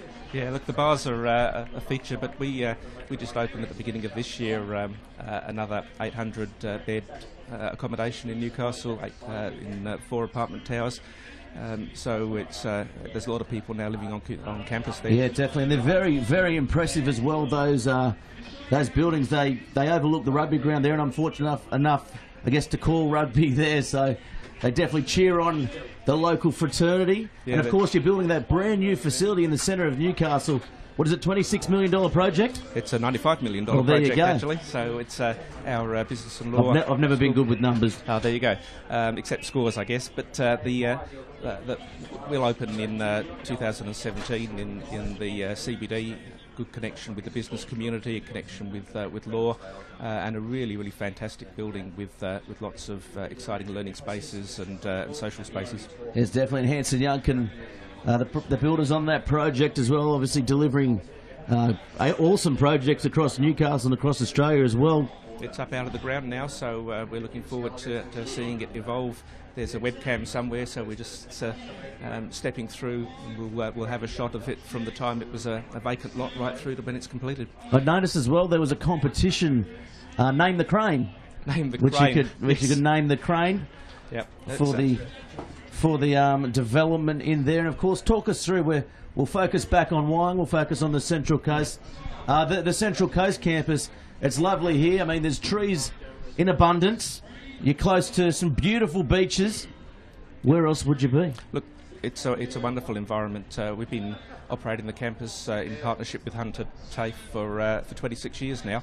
And we have 4,500, about the same number of TAFE students, so it's a wonderful learning community and some excellent facilities there as well. As we see on our screens there, do you offer sword fighting behind the backdrop there? I've never seen anything quite like this. The Sons of Oberon out there getting their Jedi on. With Star Wars coming out as well, you might be interested in that one. It's a wonderful event. I know there were a lot of things going on yesterday as well with community and great opportunity for people to come out, and it'll be fantastic to see the finals in a moment. Yes, and of course, Bar TV as well, the broadcast partner here for Central Coast Sevens. We enjoy a great graduate and trainee program with the University of Newcastle, the communications students. So we bring them through, give them their hours up and provide them with opportunities, and a lot of these guys here working today came through that graduate program. Indeed, we have an extensive work integrated learning program, and so we're really pleased to partner with Bar TV and give our students an opportunity to see what it's really like out in the workplace when they're doing communications and media studies. And I'll tell you, a few of them get a bit shocked what the real world's like, Andrew. Well, it's good to get the experience early, because that way you know if you're going to like it and it's going to be a career for you. Yeah, definitely, and offering all the careers. Anything else you'd like to say before we have a quick break? No, in proceedings here. Look, congratulations to everyone on a fantastic event, and we've been 26 years on the coast. We look forward to a fantastic future in education and research and engagement with the community. Yes, and of course, the University of Newcastle, naming partner of the Central Coast Sevens, naming partner of the main event, the Cup. Who are you picking before you go? Oh, Australia. Yes, of course, the Thunderbolts. They certainly are the out-and-out favourites here today. And you heard it first from our naming rights partner, the Vice-Chancellor of the University of Newcastle, Andrew Parfitt. Thanks very much for joining us, Andrew. We'll take a quick break and we'll back with you for the main games, the main finals, the women's final. Of course, New Zealand ladies taking on the Australian Pearls, and Tabadamu taking on the Australian Thunderbolts in what will be an epic encounter and a great way to finish off a great carnival.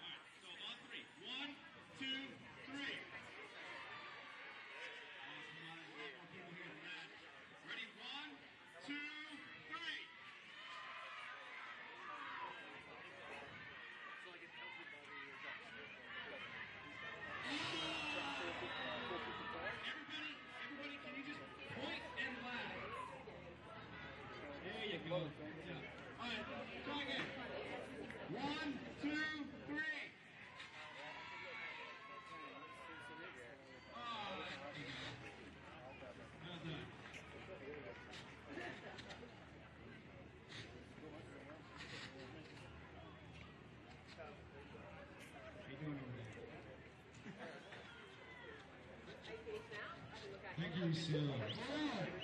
Are you guys ready to see a couple of fights?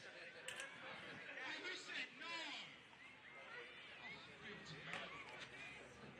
All right. All right.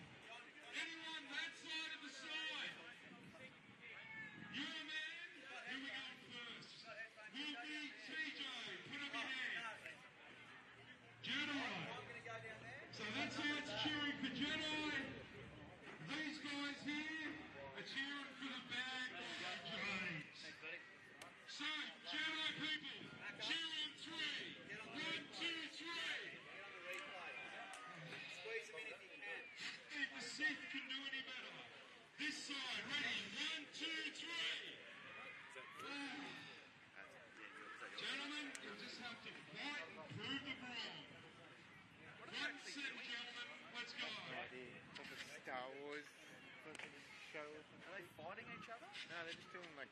tree.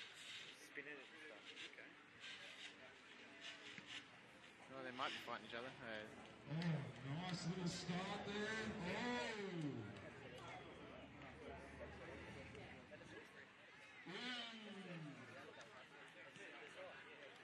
Oh, geez, that was close.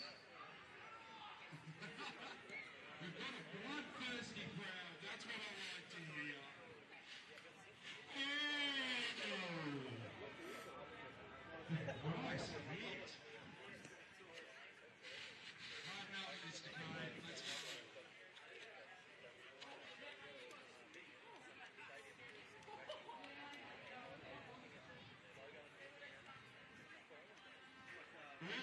Oh, nice fall! He's down!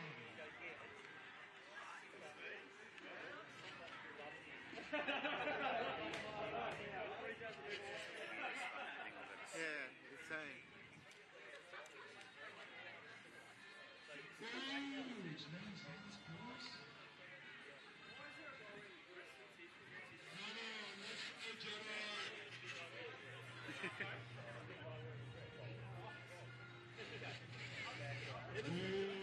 TJ might be on the ropes. Oh,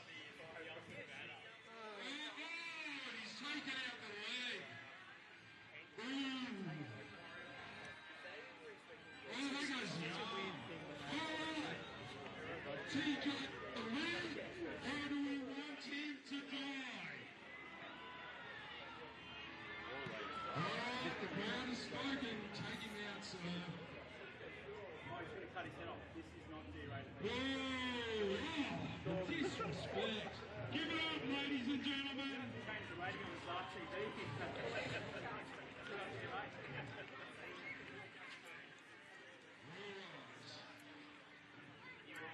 Our second duel will be between Kratos with his staff and Denard. You ready, ladies and gentlemen?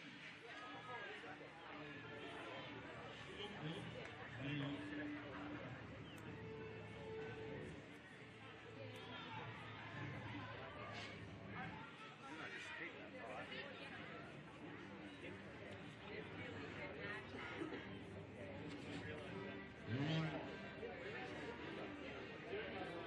Right.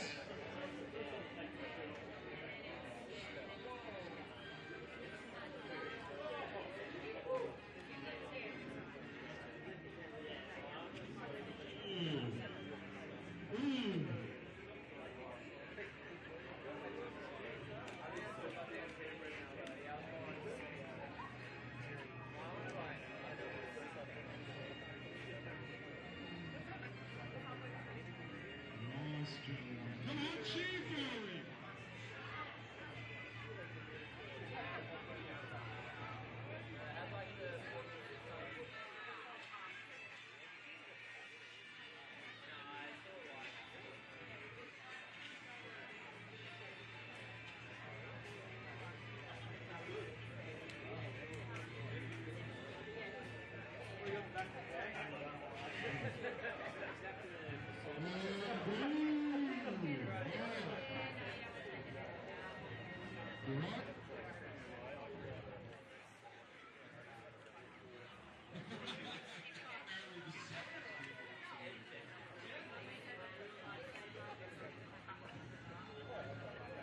Let's go.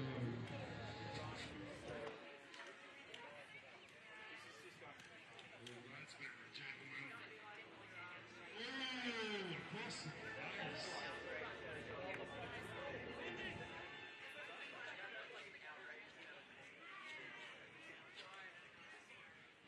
When you choreograph, cost us 20 minutes. So you throw it. Right, sorry. That is down. Give it up for them, ladies and gentlemen. Ladies and gentlemen, we are the sons of Obi-Wan. We're a Central Coast company. Come and see us. Theatre Combat School. 383 Government. www.sonsofobi.com.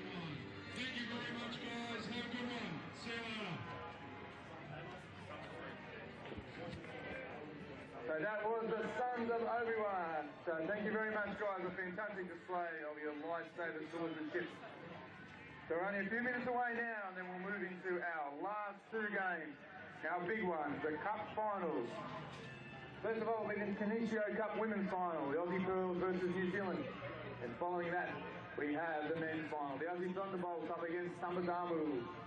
So two great games, so stick around, not long to go now, and we'll see who is going to be the 2015 University of Newcastle Central Coast 7 champions.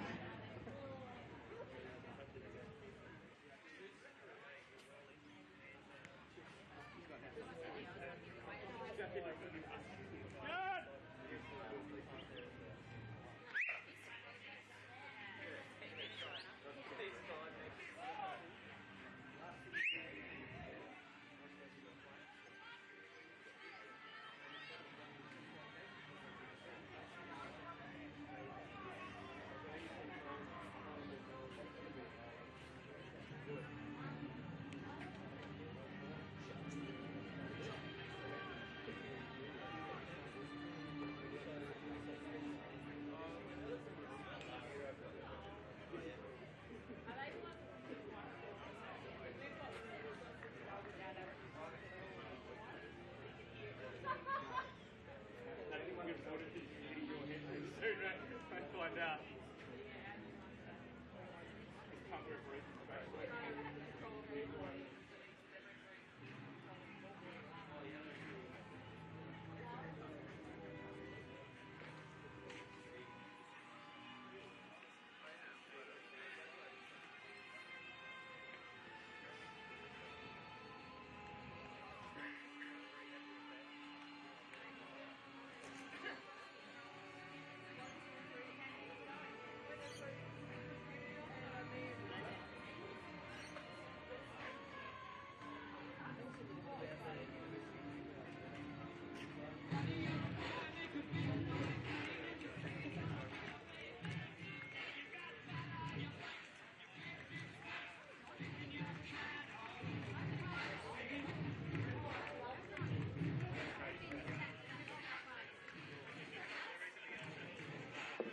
Now as they come down, our two combatants, you can see the Aussies there.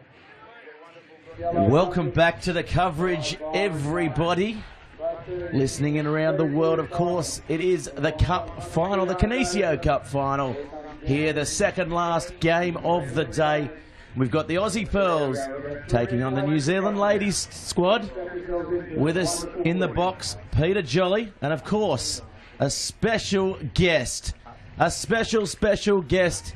And I'm not even going to introduce her. She's going to introduce herself to the world for the second time in the Bar TV box in 2 years.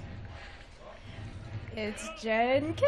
Oh! Listen to the crowd go wild! Jen Kish is in the box. Wow! Listen to that. Jen Kish, superstar of the Canadian Maple Leaves. Unfortunate today, but bittersweet. You've made Rio.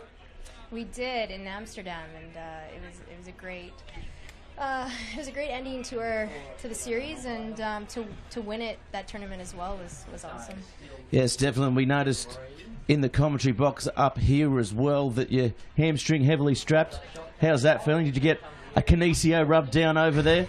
I wasn't able to make my way over there, but we got a pretty good staff, so they're taking care of me. Oh, very good. The in-house staff always proving to be on the money. Who do you like out of this game? The Aussie Pearls, they knocked you out, I guess, today, but the New Zealand side, in rugby circumstances, you can never write them off. No, New Zealand's they're very strong, and but you know what? I'm gonna put my money on Australia because they're playing really well, and they're really fit, and they've got a really strong squad this weekend. So I know New Zealand's missing two of their key players, but I think it's going to be a really close, good match. Yes, definitely. And Pete, you're one for the weather. Give us an updated weather report, mate. You've been out there checking it out, stressing out, wondering because you've left your umbrella all the way in the top car park. How's it looking, mate? It's looking fine. So we should get through the next hour. Look at this. Here come the teams very shortly. Australia and New Zealand. Look at this, and this could be a prelude to the Men's World Cup final as well, given Australia win in the morning. We won't put the mocker on them too much, but looking forward to that too. But this is what we're here for, the Kinesio Cup finals. We see Australia taking their place alongside their New Zealand counterparts, as you like to say, Peter. Where are they from? Across the ditch. That's exactly right. So how much do you know about, I guess, the New Zealand squad? Well, I How much have they done together? Yeah, well, they're not centralized, but I hear that they have their own regions where they go and train. But we have not yet beaten them, so we're looking here in Dubai to... Well, maybe you should uncentralise yourself out there in Canada. Quebec, Vancouver. Oh, yeah, all over the place where it snows, yeah. We love our snow. Very good, Montreal. Love it. Pete, so there's the talk us through Australian the Australian squad, Peter. Who are you looking out for here? Of course, Green's on the top of everyone's list here as favourite players. The New Zealand side look like they're going to kick off. Well, Gemma Etheridge, she's been out there since day one, hasn't she? Real good star. Let's see if she can star in this amongst her other players. Well, she didn't start last game, coming on towards the end against Canada. Yep. Well, here we go, New Zealand, to kick off the final for the women for 2015. And here we go. And it's showtime here in the Kinesio Cup. What can Australia do? They look like they're going to come out with purpose, firing. Here's the captain here. Oh, look, bumping off. Well done, Williams. Making her intent. Here's Etheridge. Etheridge will try and draw and pass, bring one under. The gap opens up. Oh, well done. Good awareness there, picking and driving herself. Polite. Been so good throughout the tournament, Peter. And great defence here from the New Zealanders, driving the Australians back inside their own 22 here. This is where they can attack. This is where they love to throw that ball around at every opportunity. This will help them. Yeah, just not getting back there, New Zealand. How important is fitness at this stage of a tournament? Oh, it's massive. Day two, you gotta, especially in a final, it's a 10-minute final or 20-minute final, and it's huge. And these teams are going to battle pretty hard, and at the end of it, a few of them are going to be walking. But we're also working on our fitness, and it's massive. That player on screen, Parry, one of the integral part. Here's Etheridge now, ball in two hands, good long ball out wide. What can they do? Drawing and passing inside again. Nice work. Keeping the ball in play. Here's Polite. Polite finds a little break up the sideline. Etheridge comes into half. Ball going to ground. Williams forced to clean up. Now they look to spread the ball wide. This could be trouble for the New Zealand side. She's away. She's got him off foot. She's got the wrong foot. Oh, what a great tackle. Oh, by Tui on the far side. Tangato was. Big long ball in now. Etheridge looking for it, but no, she might not need it. No, she won't. What a try. Amy Turner. She scores another one. What a try. That girl got some wheels, that's for sure. Oh, she's got wheels. We've said it before. She's got mag wheels. She may be small, but she plays pretty big, and she's definitely a threat for Australia. Yeah, definitely a threat for New Zealand as well. Peter, sum that one up for us. Well, as you say, that she's put on the afterburners there, and nobody was going to get her, really. And there she is on screen right now, the try scorer. So what a start for the home nation, Australia, leading by 5 points to 0 as we approach the third minute. Here's the kick. Can they turn 5 into 7? No, they can't. So no change. It's still 5-0 in favour of the Aussies. Yeah, so the Aussies come out. We expected them to come out firing in front of their home crowd. And that's exactly what they've done here at Maury Breen Oval at the Central Coast Sevens. So, of course, if you're listening out there around the world, let us know your thoughts on the match at Central Coast Sevens or at Bar TV Sports as well. How can New Zealand come back here, Kishi? Oh, they're going to have to maintain ball possession, and I don't know their game plan, but I'm assuming that they're going to probably hit Australia up the middle. But you never know. They got some serious team speed out there as well, so Kelly Brazier here, she has a crazy step, and as you can see, she's going, and it's hard to get her down as well. She's slippery. Oh, God, look at her go. Oh, slippery, all right, as Brazier. She's made about 40 metres there. Nice work as the short side stacked. What can they do? Ball in hand, the palm comes. Oh, the player just overreading the play there. Tane it was on the wing. She scored plenty of tries in this tournament so far. Shirley Tane. How much does she feature on the world circuit? Yeah. A lot then. She is one of the most overrated players in the tournament. Is she underrated, sorry? Yeah, I am speechless. She's good. She's a good player. She is good. So now the play. Oh, good clean out there by New Zealand, but penalty from the referee. Physical game we've seen all day from the ladies. How's your body feeling now, by the way? Well, you know, as I get older, it gets harder and harder to get out of bed, but it's good. You know, when you stay on top of your recovery, you're able to go on day 2 and compete, so. I've never been one for getting out of bed anyway. I don't do anything. Yeah. I'm not the best fan of daylight as the ball comes out now. The Pearls, Williams it is. Good dummy. Etheridge backing up well as always. Ball coming up over the 40, Pete. Looking to come wide. They're approaching the halfway line here, the Pearls. This is where they're dangerous. Straight through the gap. They're away. Going to score all the try. Emma's going to score. Tungazzo it is. Yes, she is. Well done. The number 5. She's got pace. She opens up those long legs of hers and scores a great try. We could see that coming. Where do we roll the replay from that? I'd say we have to start that way back on the halfway line. I'll tell you what, Pete, I started 5 minutes ago when the game started. Australia's come out with all intent here. Yeah, you know, you really have to watch out for their, you know, they have a lot of touch players out there, and they can throw 20-meter passes, and, you know, that's how they kind of get on us about it. Throw it over your head 20 meters and boom, they're gone. They got so much speed. Yeah, definitely, and we call it the Harbour Bridge play, the big long ball over. They're so good at it. If the Harbour Bridge was to fall down, a couple of these players would get there. And this is her in full flight. Look at this, as we mentioned, nobody was going to catch her in open space. Nobody was within Kui.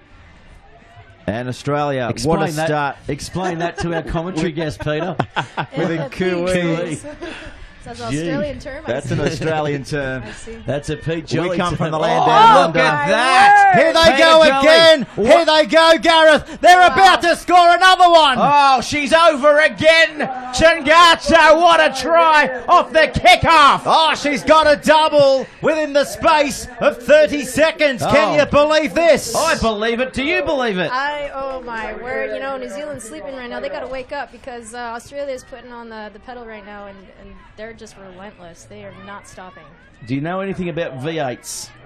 V8. Supercars. Oh, yeah, I drive a truck, so... yeah, there you go. They're gas guzzlers. They, well, they're fast. They go around Bathurst, and that was just like Conrod Straight right there, Kishy. That's got to be one of the fastest tries in the tournament. Yeah, it's got to be up there. And I think the record is 13 seconds or 18 seconds for the ladies. So that's got to be up there, yeah, for sure. If we can check with our producer, ground announcer. Good call. We're off the boil there. You're welcome. That's okay. That's why we've got you up here for the intricacies of the game. That's why they pay me the big bucks, you know? The appearance fee sending Bar TV broke, but not to worry. Oh, nicely taken. The under pressure Tui on the far side. She does well. So now, what can they do? They're scheming. Oh, they go without it. And it's tapped Amy forward. Turner. It's kicked forward. Turner, here she goes. A turn of pace by the New Zealand side, though. Nice work. Kelly Brazier, I think it was, that saved the day there. Well, New Zealand, I can't remember the last time they had possession and on the attack inside the Australian half. Can you, Gareth? It's been a while. Of course, they're 10-minute halves in the final for our viewers at home who've been tuning in throughout the day. So a while to go. This score could blow out by even more. Oh, straight down the ground. Not the best of options. Had both ways to go, and they go to Williams. Captain Fantastic, they call her. And back inside. Parry now. Nice run there. Etheridge calling for it. Tungata, the first mistake of the game. Will it come back to cost them? There's a couple of minutes remaining now in the first half. It's interesting to... Oh, stutter, hey? That's okay. Interesting to see Australians line up because right now Alicia Quirk and Emily Cherry are not on, along with Well, I think Green, she's had that injury, I think, from your game. She got a bit of a head knock, so I don't think we'll see a feature in this match, unfortunately, because she's electric, she's exciting. But yeah, the other two, they both started from the bench as well in both games today, as Etheridge makes a little break up the field. And here they go. Oh, good exchange of passing there. Polite it was. Nice long ball out wide. Will she get a hat-trick? Yes, she will. Well done there. The girl in 5. She keeps alive, and she scores a great try.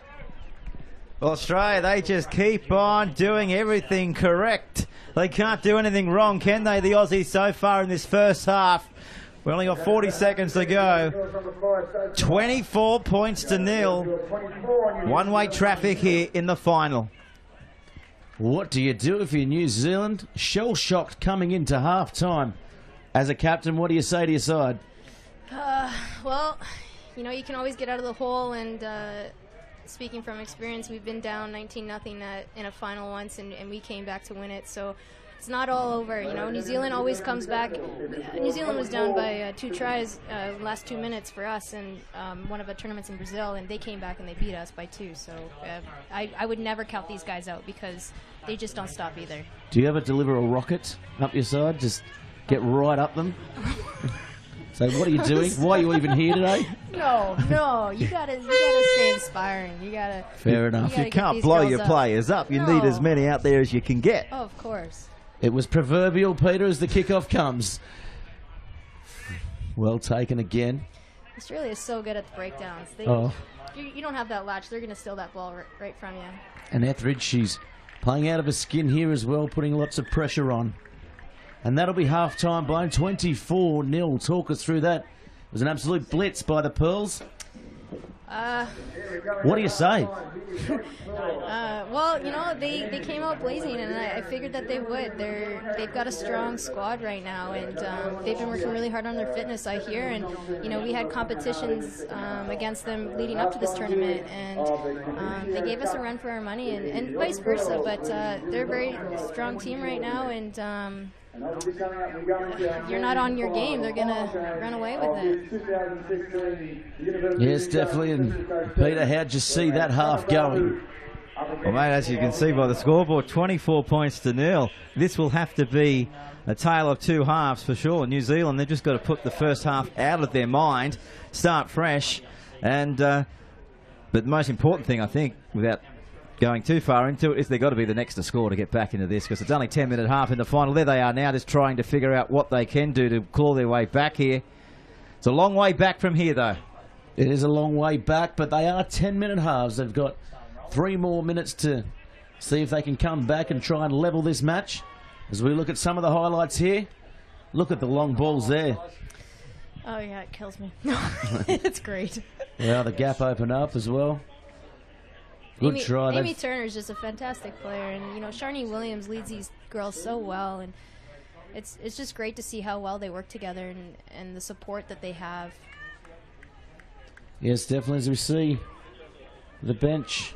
They've got a strong bench. Yeah, for the Australian side, it's unbelievable, really, isn't it? Quirk on the bench still. I think Cherry's still on the bench. Yeah, Sarah Goss is now out, which is nice to see.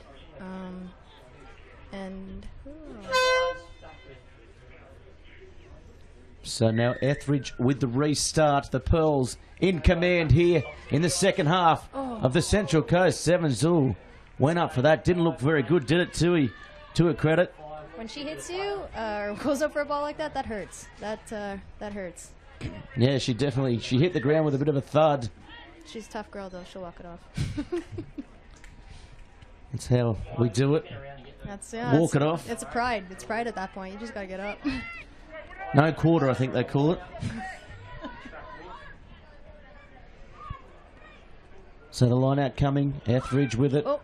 Oh, scrappy at the back there. Oh, Etheridge, she juggles it. Oh, I thought it might have been a little knock on, but no, the referee says no. Ball comes out. Williams, good ball. Oh, look at that pace up the middle there, Turner. It was again. Williams caught. Good work there by the New Zealand side coming through, forcing the turnover. What can they do now? The Australian side scrambling in defence. Ball out. Oh, the good little sidestep there shown. What a Simpkins it was. Dancing around with it now. They're going to have to do something. They have to score fairly frequently in this second half. The New Zealand side, they want to build. Oh, the little kick over the top. That reeks of desperation, Pete. And the Australians, they're throwing the pass away. Chance for New Zealand to hit back here. What a try. Under the post they go. Is that the start of the comeback? Gail Broughton under the sticks. They'll be reading about that in the New Zealand newspaper all day long tomorrow morning. If they, the Dominion Post. If They've they already can come written back the from headline. here, it'll be a headline and a half if they can pull this one back, rein this one in. Here's the kick. They've turned 5 into 7, Gareth. 8 to go, second half, 24-7. 24-7. So New Zealand have come out and done what they had to do here, Kishi. Yeah, I'm not surprised. You know, I'm sure they're going to score again here real quick. They seem to...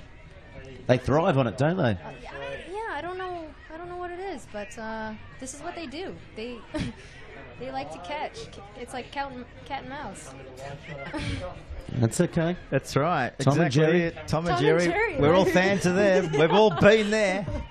Some of us still are. Australia just needs to keep ball possession and... I like the way New Zealand really controlled that ball leading up to that try, and a kick forward. Giving away needless ball. I don't think they needed to do that as Tui now passing the ball inside. Sarah Goss. Nice good turnover there by the Australians. Etheridge, she's been immense in this final. But another good counter-ruck there by New Zealand. They'll come up. Oh, referee blows the whistle. Unlucky for the team in black.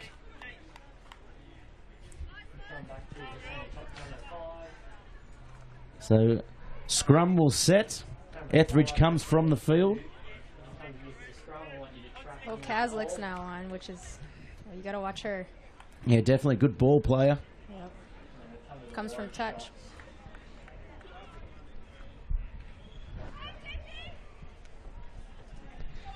So what will happen here? If you're running the play, where you playing to? I think they're going to go to the other side of the 15s and spin it wide. But let's see what they do. Oh, dancing around That's there. nice defense right there. Cherry's on the field as well. Here's the other replacement, and here she goes. Winding up their support. Cherry's on the inside. Might not need it, yes. Cherry's there to consolidate possessions. The ball now coming out. Oh, good long ball there. Draw and pass will do this. Turner, she's got a bit to do. Turner! Oh, my nice little bit of footwork there. So now the ball coming out. Tungato, she scored 3 already. Here's Cherry. Cherry getting around her opposite. Inside ball. Thought the pop might have been on there, but no, penalty there. Holding on, not releasing. So the pressure off for New Zealand. Yeah, that was a good steal by Kelly Brazier in on the tackle really quick. Doesn't leave much time for placement, that's for sure. Well, there's only 5 minutes to go. Is time running out, though, for the New Zealanders? They'd have to...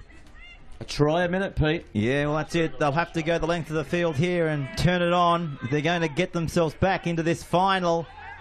Throwing it around at will, aren't they? Inside their 22. Speaking of the footwork, on display right there for all to see. Great support play too by the Kiwis. They're throwing it around the New Zealanders. Oh, juggled, regained. Look for the tackle from the Australians.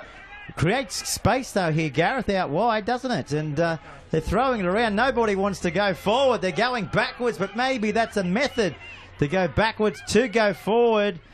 Throwing it around again, the Australians just looking for the tackle, which has to be made. They're not going far forward again, though, are they, until then? Well, Tani looks electric when she puts that foot down. Unlucky there, but here they go now. Goss, it is. Goss regains her footing. Goss will go all the way. What a great try by Goss. She had a bit to do, and do it she did.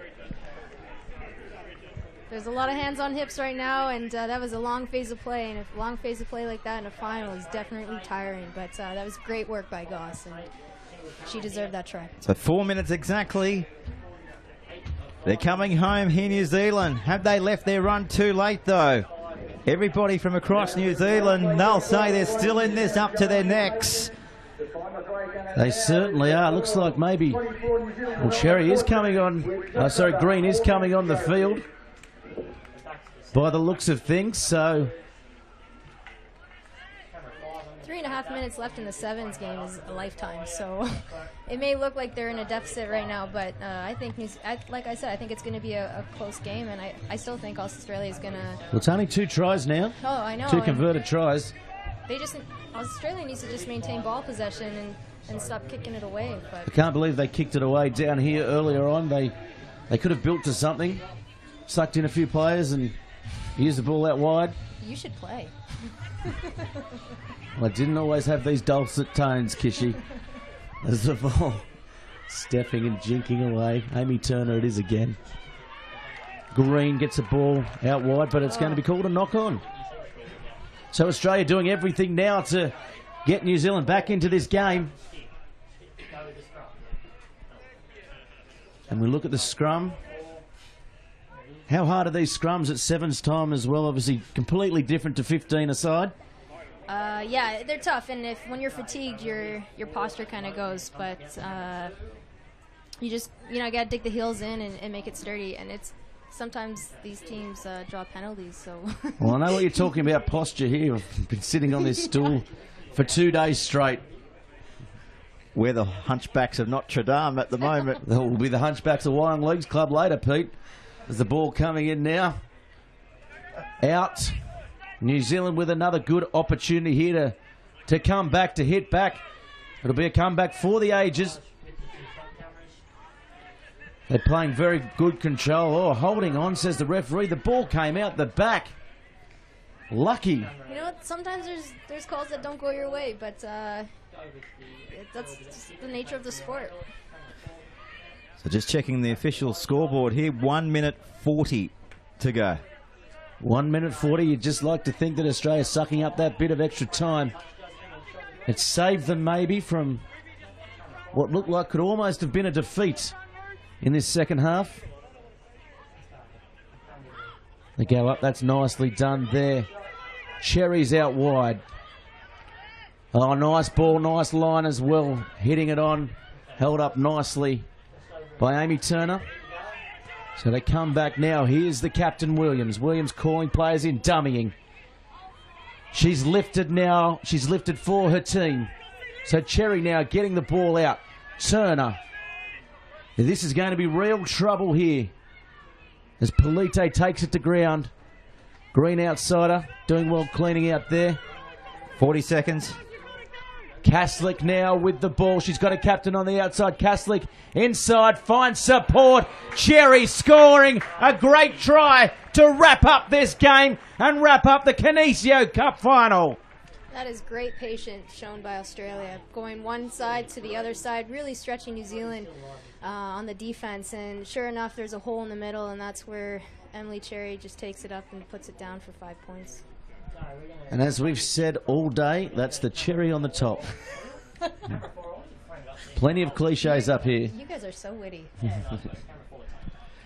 Oh, I wouldn't go that far. And that's the icing on the cake. Hashtag hack. I love that. That's funny. There's only 10 seconds to go. Australia, 31 points to 14 over their rivals from across the ditch. What a great rivalry it's been. As the full-time Hooter Sounds will have one more play. Can New Zealand get themselves into the 20s here in this final? They deserve it. They've come back well, and that has been my pet hate all tournament, not finding 10. It's happened so often. You don't expect to see it after the buzzer in a final. I'm a bit shocked. I would have thought Australia would have kicked deep and wanted it to go out. But to kick short and Well, now give I don't New know if you know Zealand- too much about the rivalry. There's nothing better than digging the knife into a Kiwi. Well, yeah, you're right. I don't. So now, Here we go. It's friendly, of course. It's a friendly knife. Plastic. It bends. It bends. It's one of those clown ones. Oh, yes. She's going to tap and then kick it out. Or just kick it out. Yes, she will. Thanks so much for joining us. Give us a quick rundown. Who was your player of the match? Oh, my. There's too many good players out there, but I'm going to have to say Amy Turner. Amy Turner has to be my player of the match. She lit it up, and she came to play, and she's just fantastic. So thanks for having me, guys. It was No worries. lots It's of always fun. a pleasure. We'll see you again next year, and all the best for the rest of the year. Thanks. Running into Rio. Thank you. You're our second side. Oh, snap. Thank you so much. Take care, guys. Good on No you. worries. Have a Thanks great very night. much. Enjoy your rest of One your of the stay in superstars. Australia. Yeah, she sure is. So full time here in the final for 2015. The Australians too good for New Zealand, running away with it by 31 points to 14 here on Bar TV. So we wait now for the clash in the men's. It's going to be around 12 minutes away, so we've got some time to fill. And this is the UON Cup. Who will be the title holders in 2015? That's what everyone wants to know, Gareth Wozzick. Well, if anyone knows how to fill time, it's you, Pete Jolly. We've filled time all day, and of course, we've got a special guest in with us now. I'll tell you what, his voice may be better than ours. He comes from good stock. Introduce yourself to the world. Hello guys, Cameron Clark here from the Aussie 7 side. Cameron Clark. There you go. That's a name synonymous with calling throughout the world in rugby. And of course, your father calling the game tonight. How good's that? Yeah, that's it. I'm just happy more people are going to be listening to my voice today than his. So. No, he's very That'll excited. get back to him. I'm sure it will. He's very excited over there. So hopefully the Wallabies do a job later on. Well, I've no doubt he's watching now as we look now. Wave to your father on screen as I duck my head.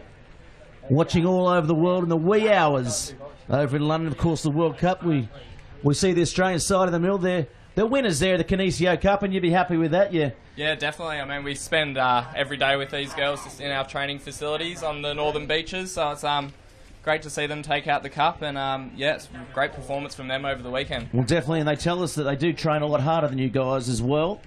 Yeah, look, I'm sure that's the case as well. Just kidding. But yeah, they've qualified for Rio already, so I guess this is the start of their season leading into Dubai for them. So it's great to get away on a winning start. Yeah, definitely. And you're injured at the moment. What's wrong? Yeah, just coming back from a hamstring injury. So, as we see, sorry to cut you off, Williams there taking the trophy, taking the cup, the Kinesio Cup. A Kinesio doing a great job here of keeping everyone limber. And the $15,000 check. How good's that? Wow, it's a big check too, worth every bit of credit on there. Have you held a check like that before, Cameron? No, not quite. Haven't been a part of too many cup wins, so hopefully the guys get it done today. Yeah, definitely. And talking about this next matchup, Tabazamu, they've come good. They've flown the flag for Fiji out there. They look pretty dangerous in that last matchup. But for mine, the Australian Thunderbolts, they've been the out-and-out favourites since they laced the boots up yesterday. Yeah, they've been looking really good this weekend, actually. But, I mean, you can't underestimate any Fijian side. I think any of them are good enough to play on the World Series. You can see that just the way they play, their offloads and the speed on the ground. So you definitely can't underestimate them. And, yeah, hopefully the guys get it done as they have done all weekend. Yes, and of course, the Australian squad, full-time contracts as well. That you've got to be happy to be part of that. Great pathways by the ARU. Yeah, definitely. It's a full-time program now. We've got a base in Narrabeen on the northern beaches, and yeah, I guess it's a great pathway now. It's an Olympic sport, so we're looking to qualify later in the year, in a few weeks actually, in Auckland in our Oceania tournament, so hopefully we can get that done. Well done to the Aussie girls. I mean, they put in so much effort there, full-time as well, which is a great initiative to grow the sport at grassroots right through the top-tier level as well. And that's the New Zealand side looking a little bit disappointed. But there's the winners of the Kinesio Cup, the Australian side, as we switch around the action all around the field. So, you're living out at Narrabeen. Do you live on campus? No, we're not on campus. Most of the guys are based just around the northern beaches. whereabouts? DY? Narrabeen? In Narrabeen or Yeah. Manly? Spread out along from Manly to Palmy, so. Yeah, nice. Just obviously the big shots are around Palmy, are they? Yeah, that's it. The big Jesse Perret, he'd be around there, wouldn't he? Yeah, he's Avalon, so close enough. Of course, an ambassador for this Central Coast 7 side as we look back upon ourselves, life imitating art.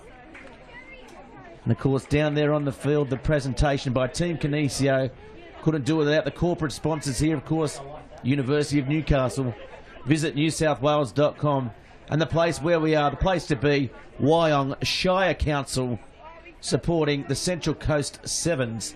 Peter, what do you like in this match? Who do you like in this match? Oh, it's hard to go past the Australians here from what we've seen in the last 2 days. You know, they'll be fairly unlucky if they can't get away with this match, but you just never know. That's the thing about Fiji. You know, they've got that way, haven't they, the Fijians? And you just never know. But coming from Australia, it's hard to go past the host nation. So we look at the two sides lining up now. Stannard, the captain, and of course the team they're playing in, I guess, the purple, Tabadamu.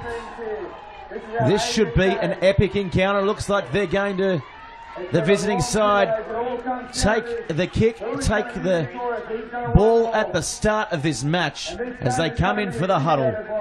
What is it with the huddles? Let's talk about that. Well, the Fijians always seem to be the first team out to the ball. They usually get their fastest person running out first, I think. But yeah, I guess it's just the last few final words from the captain, James Stannard there, who finally gets a chance to captain the side. He's been playing well this tournament as well. Yeah, that's it. He's plenty of experience and plenty of knowledge to pass on to the boys, so I'm sure he'll do a good job. Top of the head looking a little red, though, after 2 days out in the sun. Yeah, that's it. He's been looking for a hat. I don't think he packed one. Definitely, as we go now to the action. Out at halfway. It'll be Australia running left to right on your screen. The siren sounds. It is the UON Cup final, and it's kicked long and deep into the Australian territory. What can they do? They'll take the ball up and try and set up for a couple of phases. A little bit lost there was Stannard, so they're forced to run it back towards the opposition. Gee, he's been playing well this tournament, hasn't he? Yeah, Alan's really found some form this weekend, which is great to see going into the qualifier, as our young guy Henry Hutchison takes a good run. Yeah, Hutchison, he certainly scored a couple of tries here. Advantage being played. What can they do here? Drawing, passing. Killingworth, of course, known around the Sydney rugby traps, certainly. Yeah, he's been a great player for the Warringah Rats. Starting to get into his sevens rugby, and former Kings boy and Australian schoolboy as well. So he's a great person to have in the side, and he's getting his first crack today. Well, playing for Warringah certainly doesn't have far to travel, does he? For his Narrabeen squad. No, and that's right a good touch finder too. Pete, what do you think here? Well, it's their time now to show everybody what they're made of. They're made of grit. Well, having the discussion yesterday, what is a Thunderbolt? Is it named after the Bushranger, Captain Thunderbolt? To be honest, we were talking about it today, and no one knows who came up with the name No Thunderbolt. such thing as a Thunderbolt, but you've made a personality, you've made a destiny. But here comes the Fijian side, Tabadamu, looking to get the ball out wide. They'll play it off their own line. The Fijian wait. Oh, look at this. This could be trouble. Oh, holds the ball up, but doesn't get it away. Doesn't find his man. So Myers tripping over. A little bit of a scuffle. I don't know if you'd call it a scuffle, would you? You'd call it handbags at 5 paces, maybe? Yeah, I think so, but there's always a bit of feeling when you come up against a Fijian side. I guess they just love their rugby so much, don't they? That's it.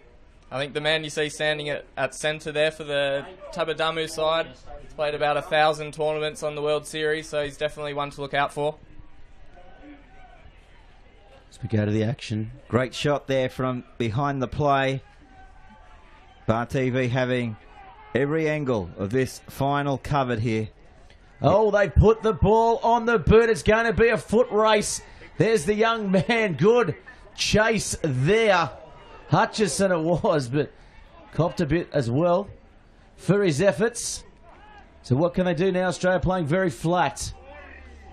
Have to consolidate this. Myers gets over the ball, playing with some good flat structure. He's dangerous, Cusack. So strong in the tackle. How much goes into the strength training here for this 7 side? Yeah, I guess we've seen a lot more of it in the last few years as the game's sort of become more physical. Here is a go for Australia. Chance to score the first one too. Cusack has been able to do just that. And Australia have been able to score after 4 minutes. They lead 5-0. Yeah, definitely a different game to what we saw in the women's final. Both sides checking each other out, playing within themselves. But now, is this going to be the waterfall, the windfall, when these points start coming? Yeah, I guess you just got to hold onto the ball against these Fijian sides. Australia managed to do it well after receiving the kick. Henry Hutchison doing well back there. But as you can see there, Tommy Cusack has the speed to go over in the corner. Oh, speed. He scored a few this tournament as well. Has Cusack. One player to watch out when he comes on, and he's shaped to kick. It's coming around, but he's missed that one. He's been on fire all tournament, hasn't he, Pete? Oh, he sure has. He's been knocking them over from all over the park. That one just went faded to the right at the last moment. But the Australians would be loving that after 5 minutes, just like the fans watching on from the fence. Yeah, definitely. And we see Schuster on the far side now. The shoe. Oh, a little knock on there, though. First touch of the ball, won't like that. No, it's never good to get underway with a knock forward, but hopefully he gets a second touch very soon and he can make up for that. Yeah, damaging out wide, isn't he? And of course, one player we can't wait to see come on. Won the game for you early on today, Shannon Walker. Good awareness. Yeah, we call him slippery, and there's definitely a reason for that. He's probably the hardest man in the world to tackle, I think. I'd hate to see his tackle bus stats for this weekend. So here we go, centre of the field. Flicked out the back, Fijian style. So here we go again, up the middle. Good little break there. Mulu it was. They'll use the width here. They're flat again. And here they go, they draw and pass. This is going to be close. Voda it is, Voda. Getting those big legs pumping. Ball comes out, kick through. Play on, says the referee. No chase really by the Australian side. So Fiji, Tabadamu, with a good chance to counter-attack. And they do just that. Oh, look at the palm there. Big Allen just got swatted away like a dwarf.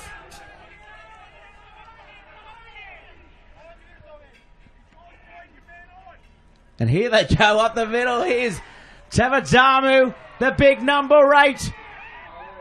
Inside ball, what a ball. Barley it is, and Barley hands off to his number 2, Voda, and that's a try against the run of play. Oh, that looked impressive there. Down the touchline, never in doubt, was it? Just backing your man in support, and underneath the post they went. They've been able to strike back. It's 5-all. Yeah, 5-all kick in front. You can only see this side, going ahead by 2 as we look at the replay. He's no dwarf. Look at him go. He's Big Bird. Support in and away. Look at that beautiful basketball pass over the top. Try time. Yeah, just playing for field position there. How important are these kicks? Yeah, definitely. Try like that, only Fijians can do it. The way they offload the ball is quite impressive, and always having men inside and out. So yeah, Australia just looking to win this restart and hold the ball. Yeah, well, they're very strong at the set piece. Now tell me, is there a problem with Wells? We haven't seen too much of him on day 2. Yeah, had a cracker day 1 here at the Central Coast, but he's pulled up a bit sore in the hamstring, so they've decided to rest him for day 2. Just looking ahead at our Olympic qualifier, just hoping to get him right for that. Yeah, definitely. He was devastating yesterday as well, so unfortunate is that kick not quite finding its mark. So what are the Australian side going to do here? If you were out there, where would you be standing, and would you be waving your arms out like a madman wanting the ball? I might be standing around behind James Stannard there.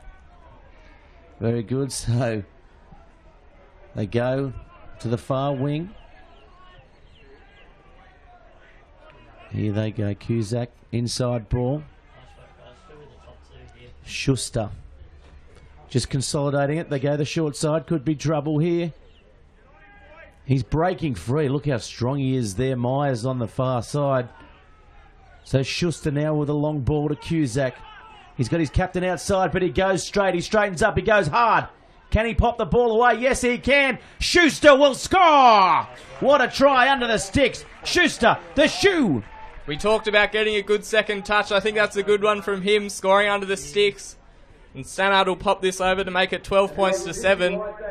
But a great run, great awareness there from Tom Cusack, seeing the space in the middle and just going straight ahead. Yeah, definitely. What a good try, Pete. This is it on the Bar TV replay. Look at this. Straight to the gap. Flicked an incredible pass. A miracle ball. And again, the support player in support. And there's the kick. It's over. So Australia go back in front. It's 12 points to 7 inside the last 60 seconds of the first half. A minute and a half, Pete.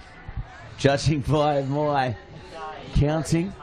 There's the supporters there from Fiji who have come across, loving their day out here in the Australian sunshine. Yeah, the Devetta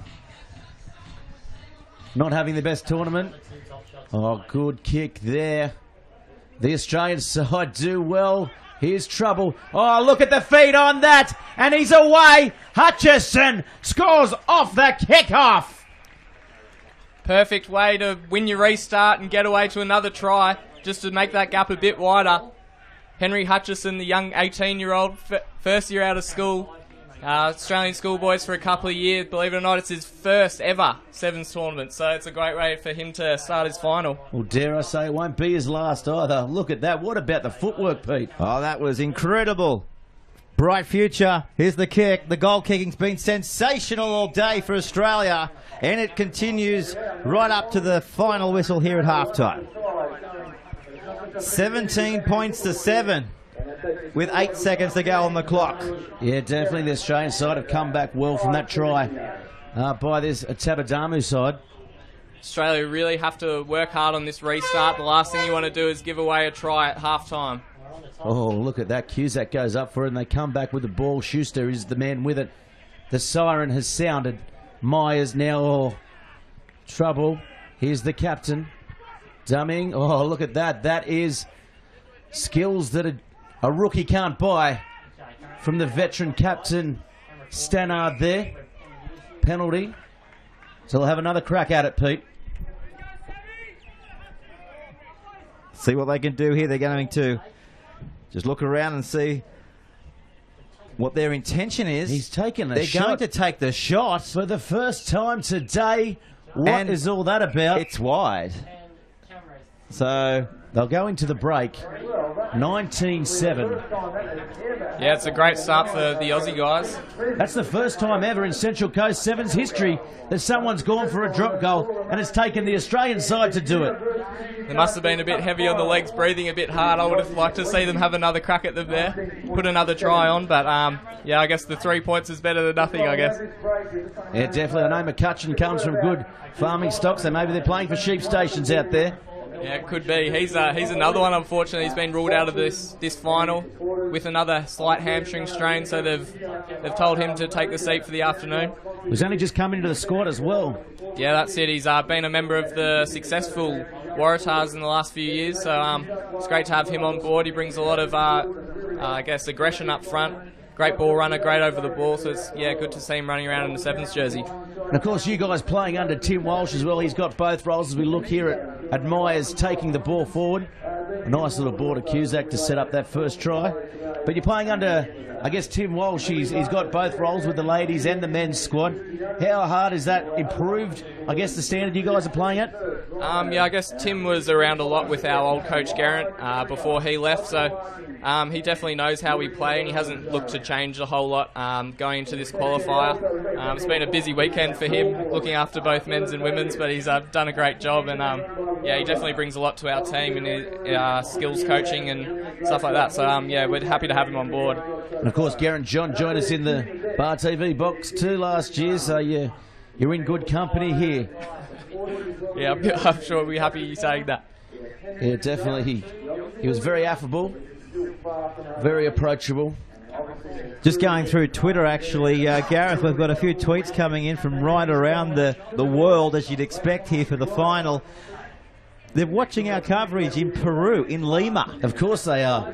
I'm big in Peru. I was massive in Cusco. I was in a band in Cusco. This is no lie either. But you go, keep going with the tweets. I'll tell you later. Didn't you teach English or something like that? Yeah, in Ecuador, yes I did. Yeah, it was the actual Galapagos Islands. Yeah, fantastic stuff. Taught them Australian slang, and the American teacher kicked me out. But we go now to the second half. The score's 19-7. And of course, a big audience over in the UK watching this as well. It's the early hours. It's only 6:45 in London. So here we go with the restart second half. Look at that. That's a high kick, but referee unhappy with it. Just not ready. Hasn't blown time on. So just, I mean, obviously with the Wallabies over in England, how close is the squad with the Wallabies set up? Or none at all? You hate each other. I definitely don't hate them. We're not that close, to be honest. A lot of them are obviously with their super franchises while we're based in Narrabeen, so it's, we don't get a whole lot of interaction. Oh, good take in the middle there by Myers, using his height, his leap. So they come wide. Oh, look at the footwork there. Cusack cleans out. Here's Myers. Here's the man with the blistering feet, Hutchison. Look at him go. He slices them up again. On the far side, Schuster cleans out. Tabadamu, though, they've come up with the ball and they've come up with the penalty. So what can they do to get some points on the board? This will do it. Look at the pace shown going up the middle. The swerve, the step, the support is there. Can they use the outside man? Oh, the ball's knocked out. Well done, Cusack, at the death. All he had to do was pass to his outside man, and he missed him. Daniela was away, but here comes the Australian side as advantage is being played. It's well and truly over, Pete. Oh, penalty here. Wow. Just outside the 22. Yeah. Probably a penalty that Australia wanted there. Doing it tough, getting outside their own 22 here. So let's see what they've got here. But a few players on their backs here. Back towards halfway. That's a big let-off for the Australians. Definitely looking to score first. Will be massive in this second half.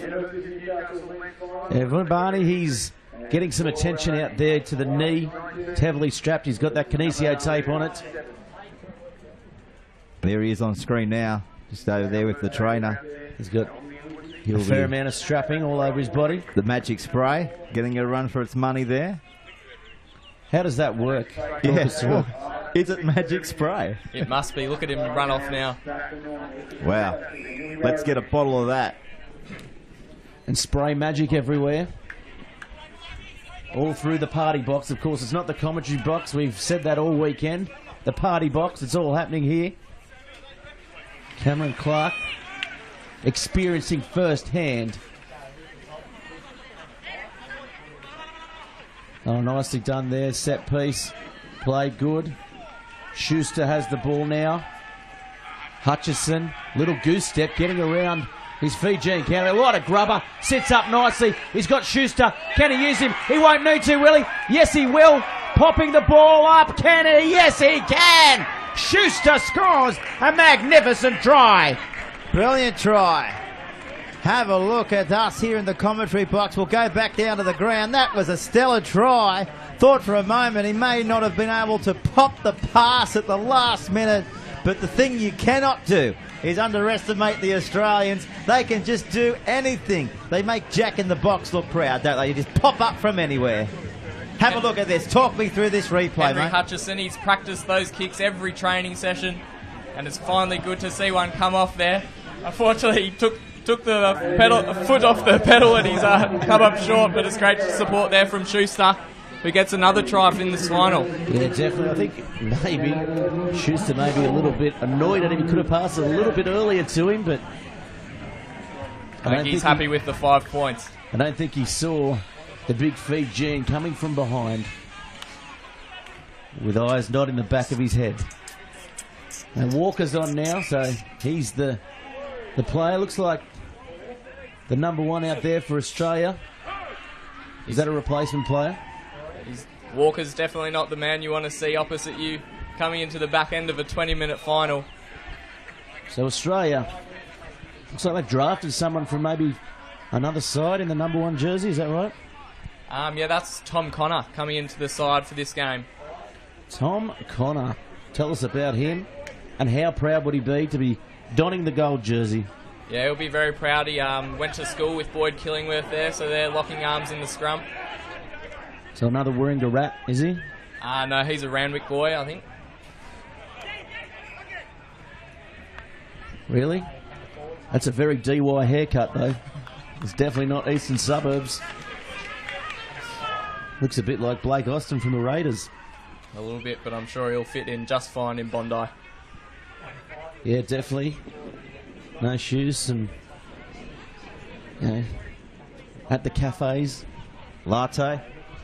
Double shot soy. Icebergs. I don't know. Take us there. So the Australians here.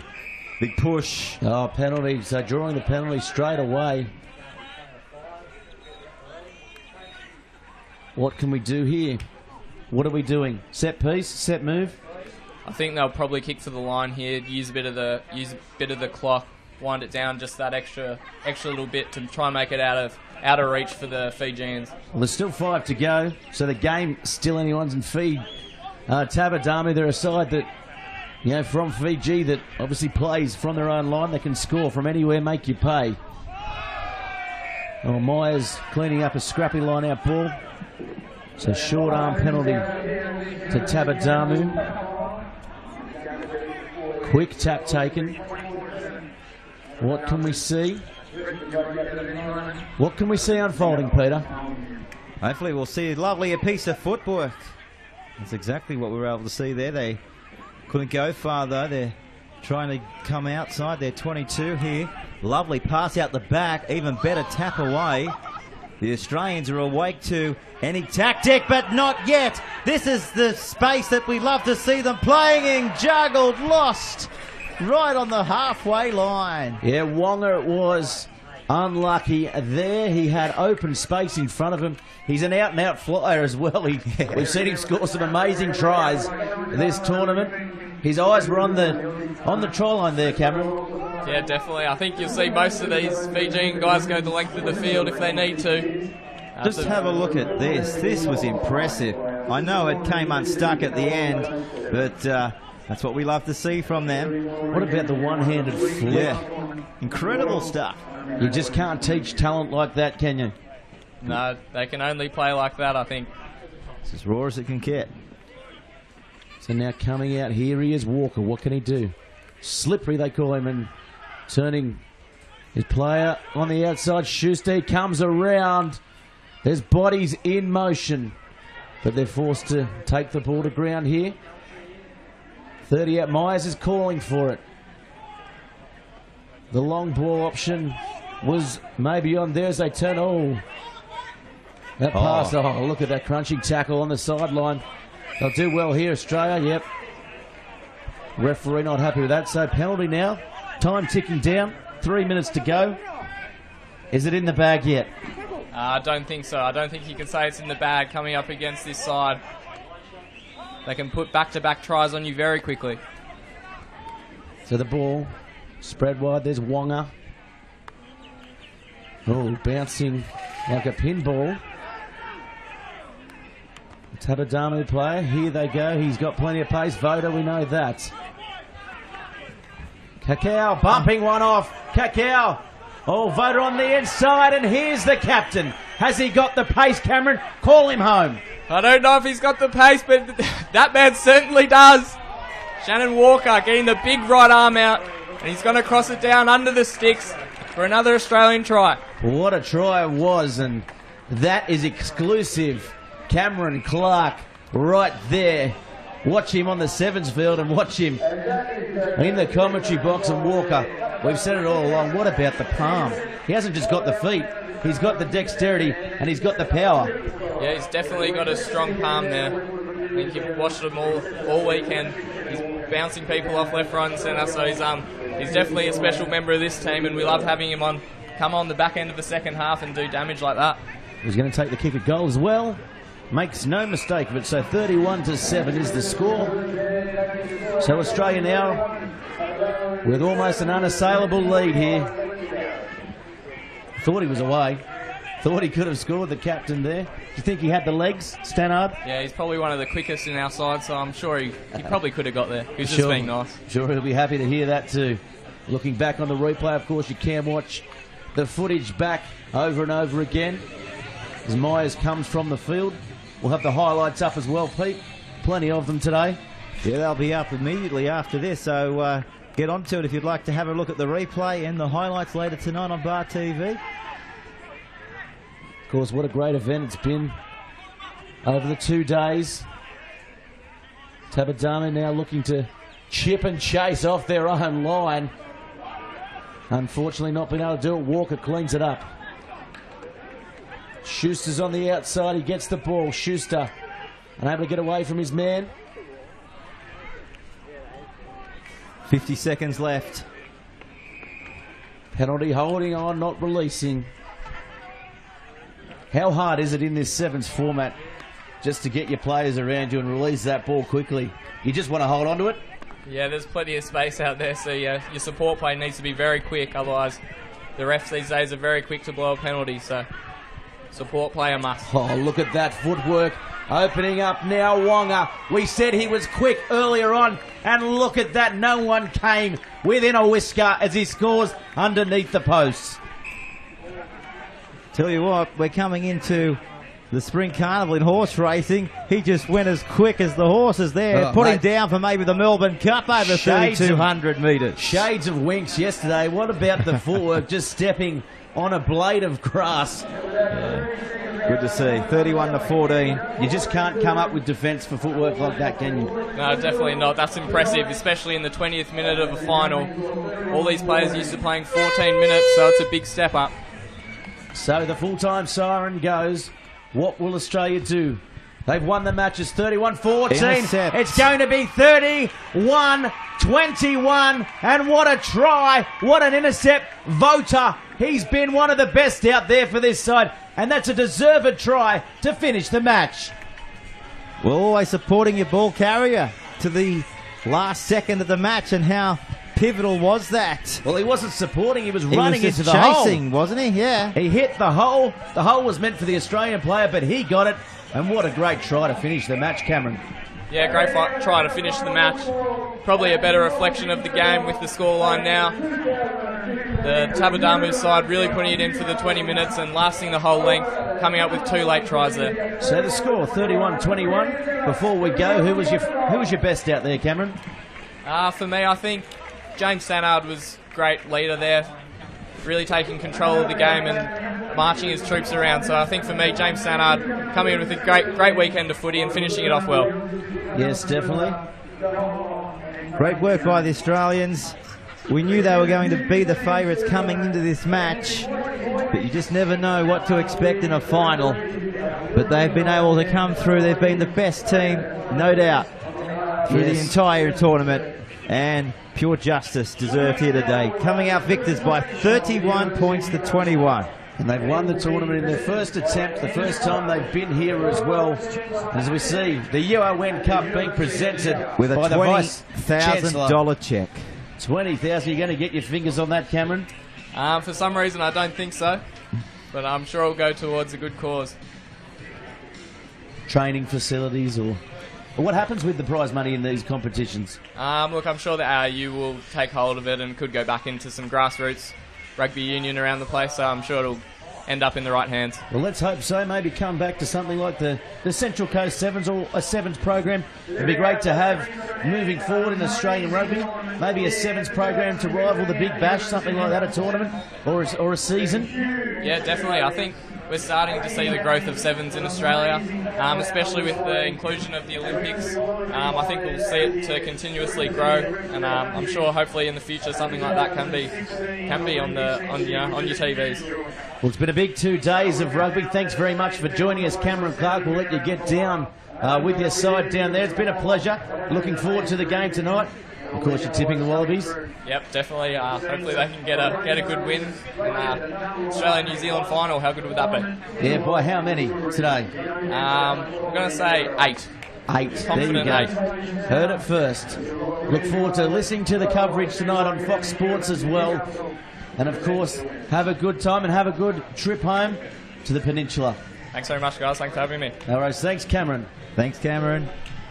Well, there you go. There's the Australians, title holders at the University of Newcastle Cup for 2015, and they've been able to do it in stellar fashion over there. Opposition who are on screen right now, just applauding the great efforts by this Australian side, who are about to go over and have the photograph that will go down in folklore here at the Central Coast Sevens. Well, it's the first year in the tournament, Peter. Yeah. The first time they've won it. How good's that? I'd love to have a tournament and come away $20,000 richer. Look at them. You can't wipe the smiles off their faces. The Australians... That's your appearance fee, isn't it? $20,000. That's what you won't even get out of bed for that, as we see the Australian side smiling ear to ear. They're happy. They won their home tournament. Yeah, great shot. That sums up the entire tournament for the Australians. And there's the captain on the screen. Had a great game. We've got their medals as well that they've been presented. They'll treasure them for the rest of their life. It's been a great tournament as we wrap up the coverage here. Let's thank the sponsors. Well, there's been a fair few of them, but no more deserving than the University of Newcastle, and of course we couldn't have done it without the help of the local council. A few more, of course. We've got NBM, we've got the Shire Council, Erina, everybody involved here at the Central Coast. It's been a great teamwork, hasn't it, Gareth? Destination New South Wales. New South Wales making it happen. Central Coast Academy Saw. Who can forget Canisi will be going over there for a rub. We see the Chancellor there. BLK, oddball marking. Fiji Hideaway if you're going to the Coral Coast. Get over there. And Hutchison. Looks like he's won the man of the match, has he? He's gone close. Yes, he has. He's got our man of the match. Man of the tournament. Is it the Pete Jolly medal? Can't see my face on that medal, so I don't think so. There's the cup. There's the University of Newcastle Cup. They'll be drinking well into the night out of that. And, of course, the man with the hat on, the tournament director, Craig Morgan. Thank you, Craig, for putting this wonderful spectacle on. A festival of rugby over 2 days. You've been watching at home, around the world. Make New South Wales your destination next year and make the Central Coast Sevens part of it. Well, let's do this again in 2016, Gareth. I can only hope, Peter. Enjoy your off-season. You deserve a break. And So no do doubt, everybody here on Bar TV will be back bigger and better in 2016. Of course, a special thanks to everyone involved in the coverage as well, from the directors right down to the runners, Peter. And of course, who can forget the cameraman. Sideline Eye Jack. Sideline Eye Jack. Let's go down the touchline and say farewell to Sideline Eye Jack. You've done a tremendous job, Sideline Eye Jack. Thanks, Pete. It's been a big weekend, fantastic weekend, and look forward to being back in 2016. Well, that's debatable, Jack, as we go back now to the coverage. As we wind up here, Peter, We'll it's have been a to pleasure. go through the tapes, won't we, Gareth? It has been a pleasure. Final score as we bid you farewell here from Morrie Breen Oval. What a day, what a tournament for the Australians. 31 points to 21.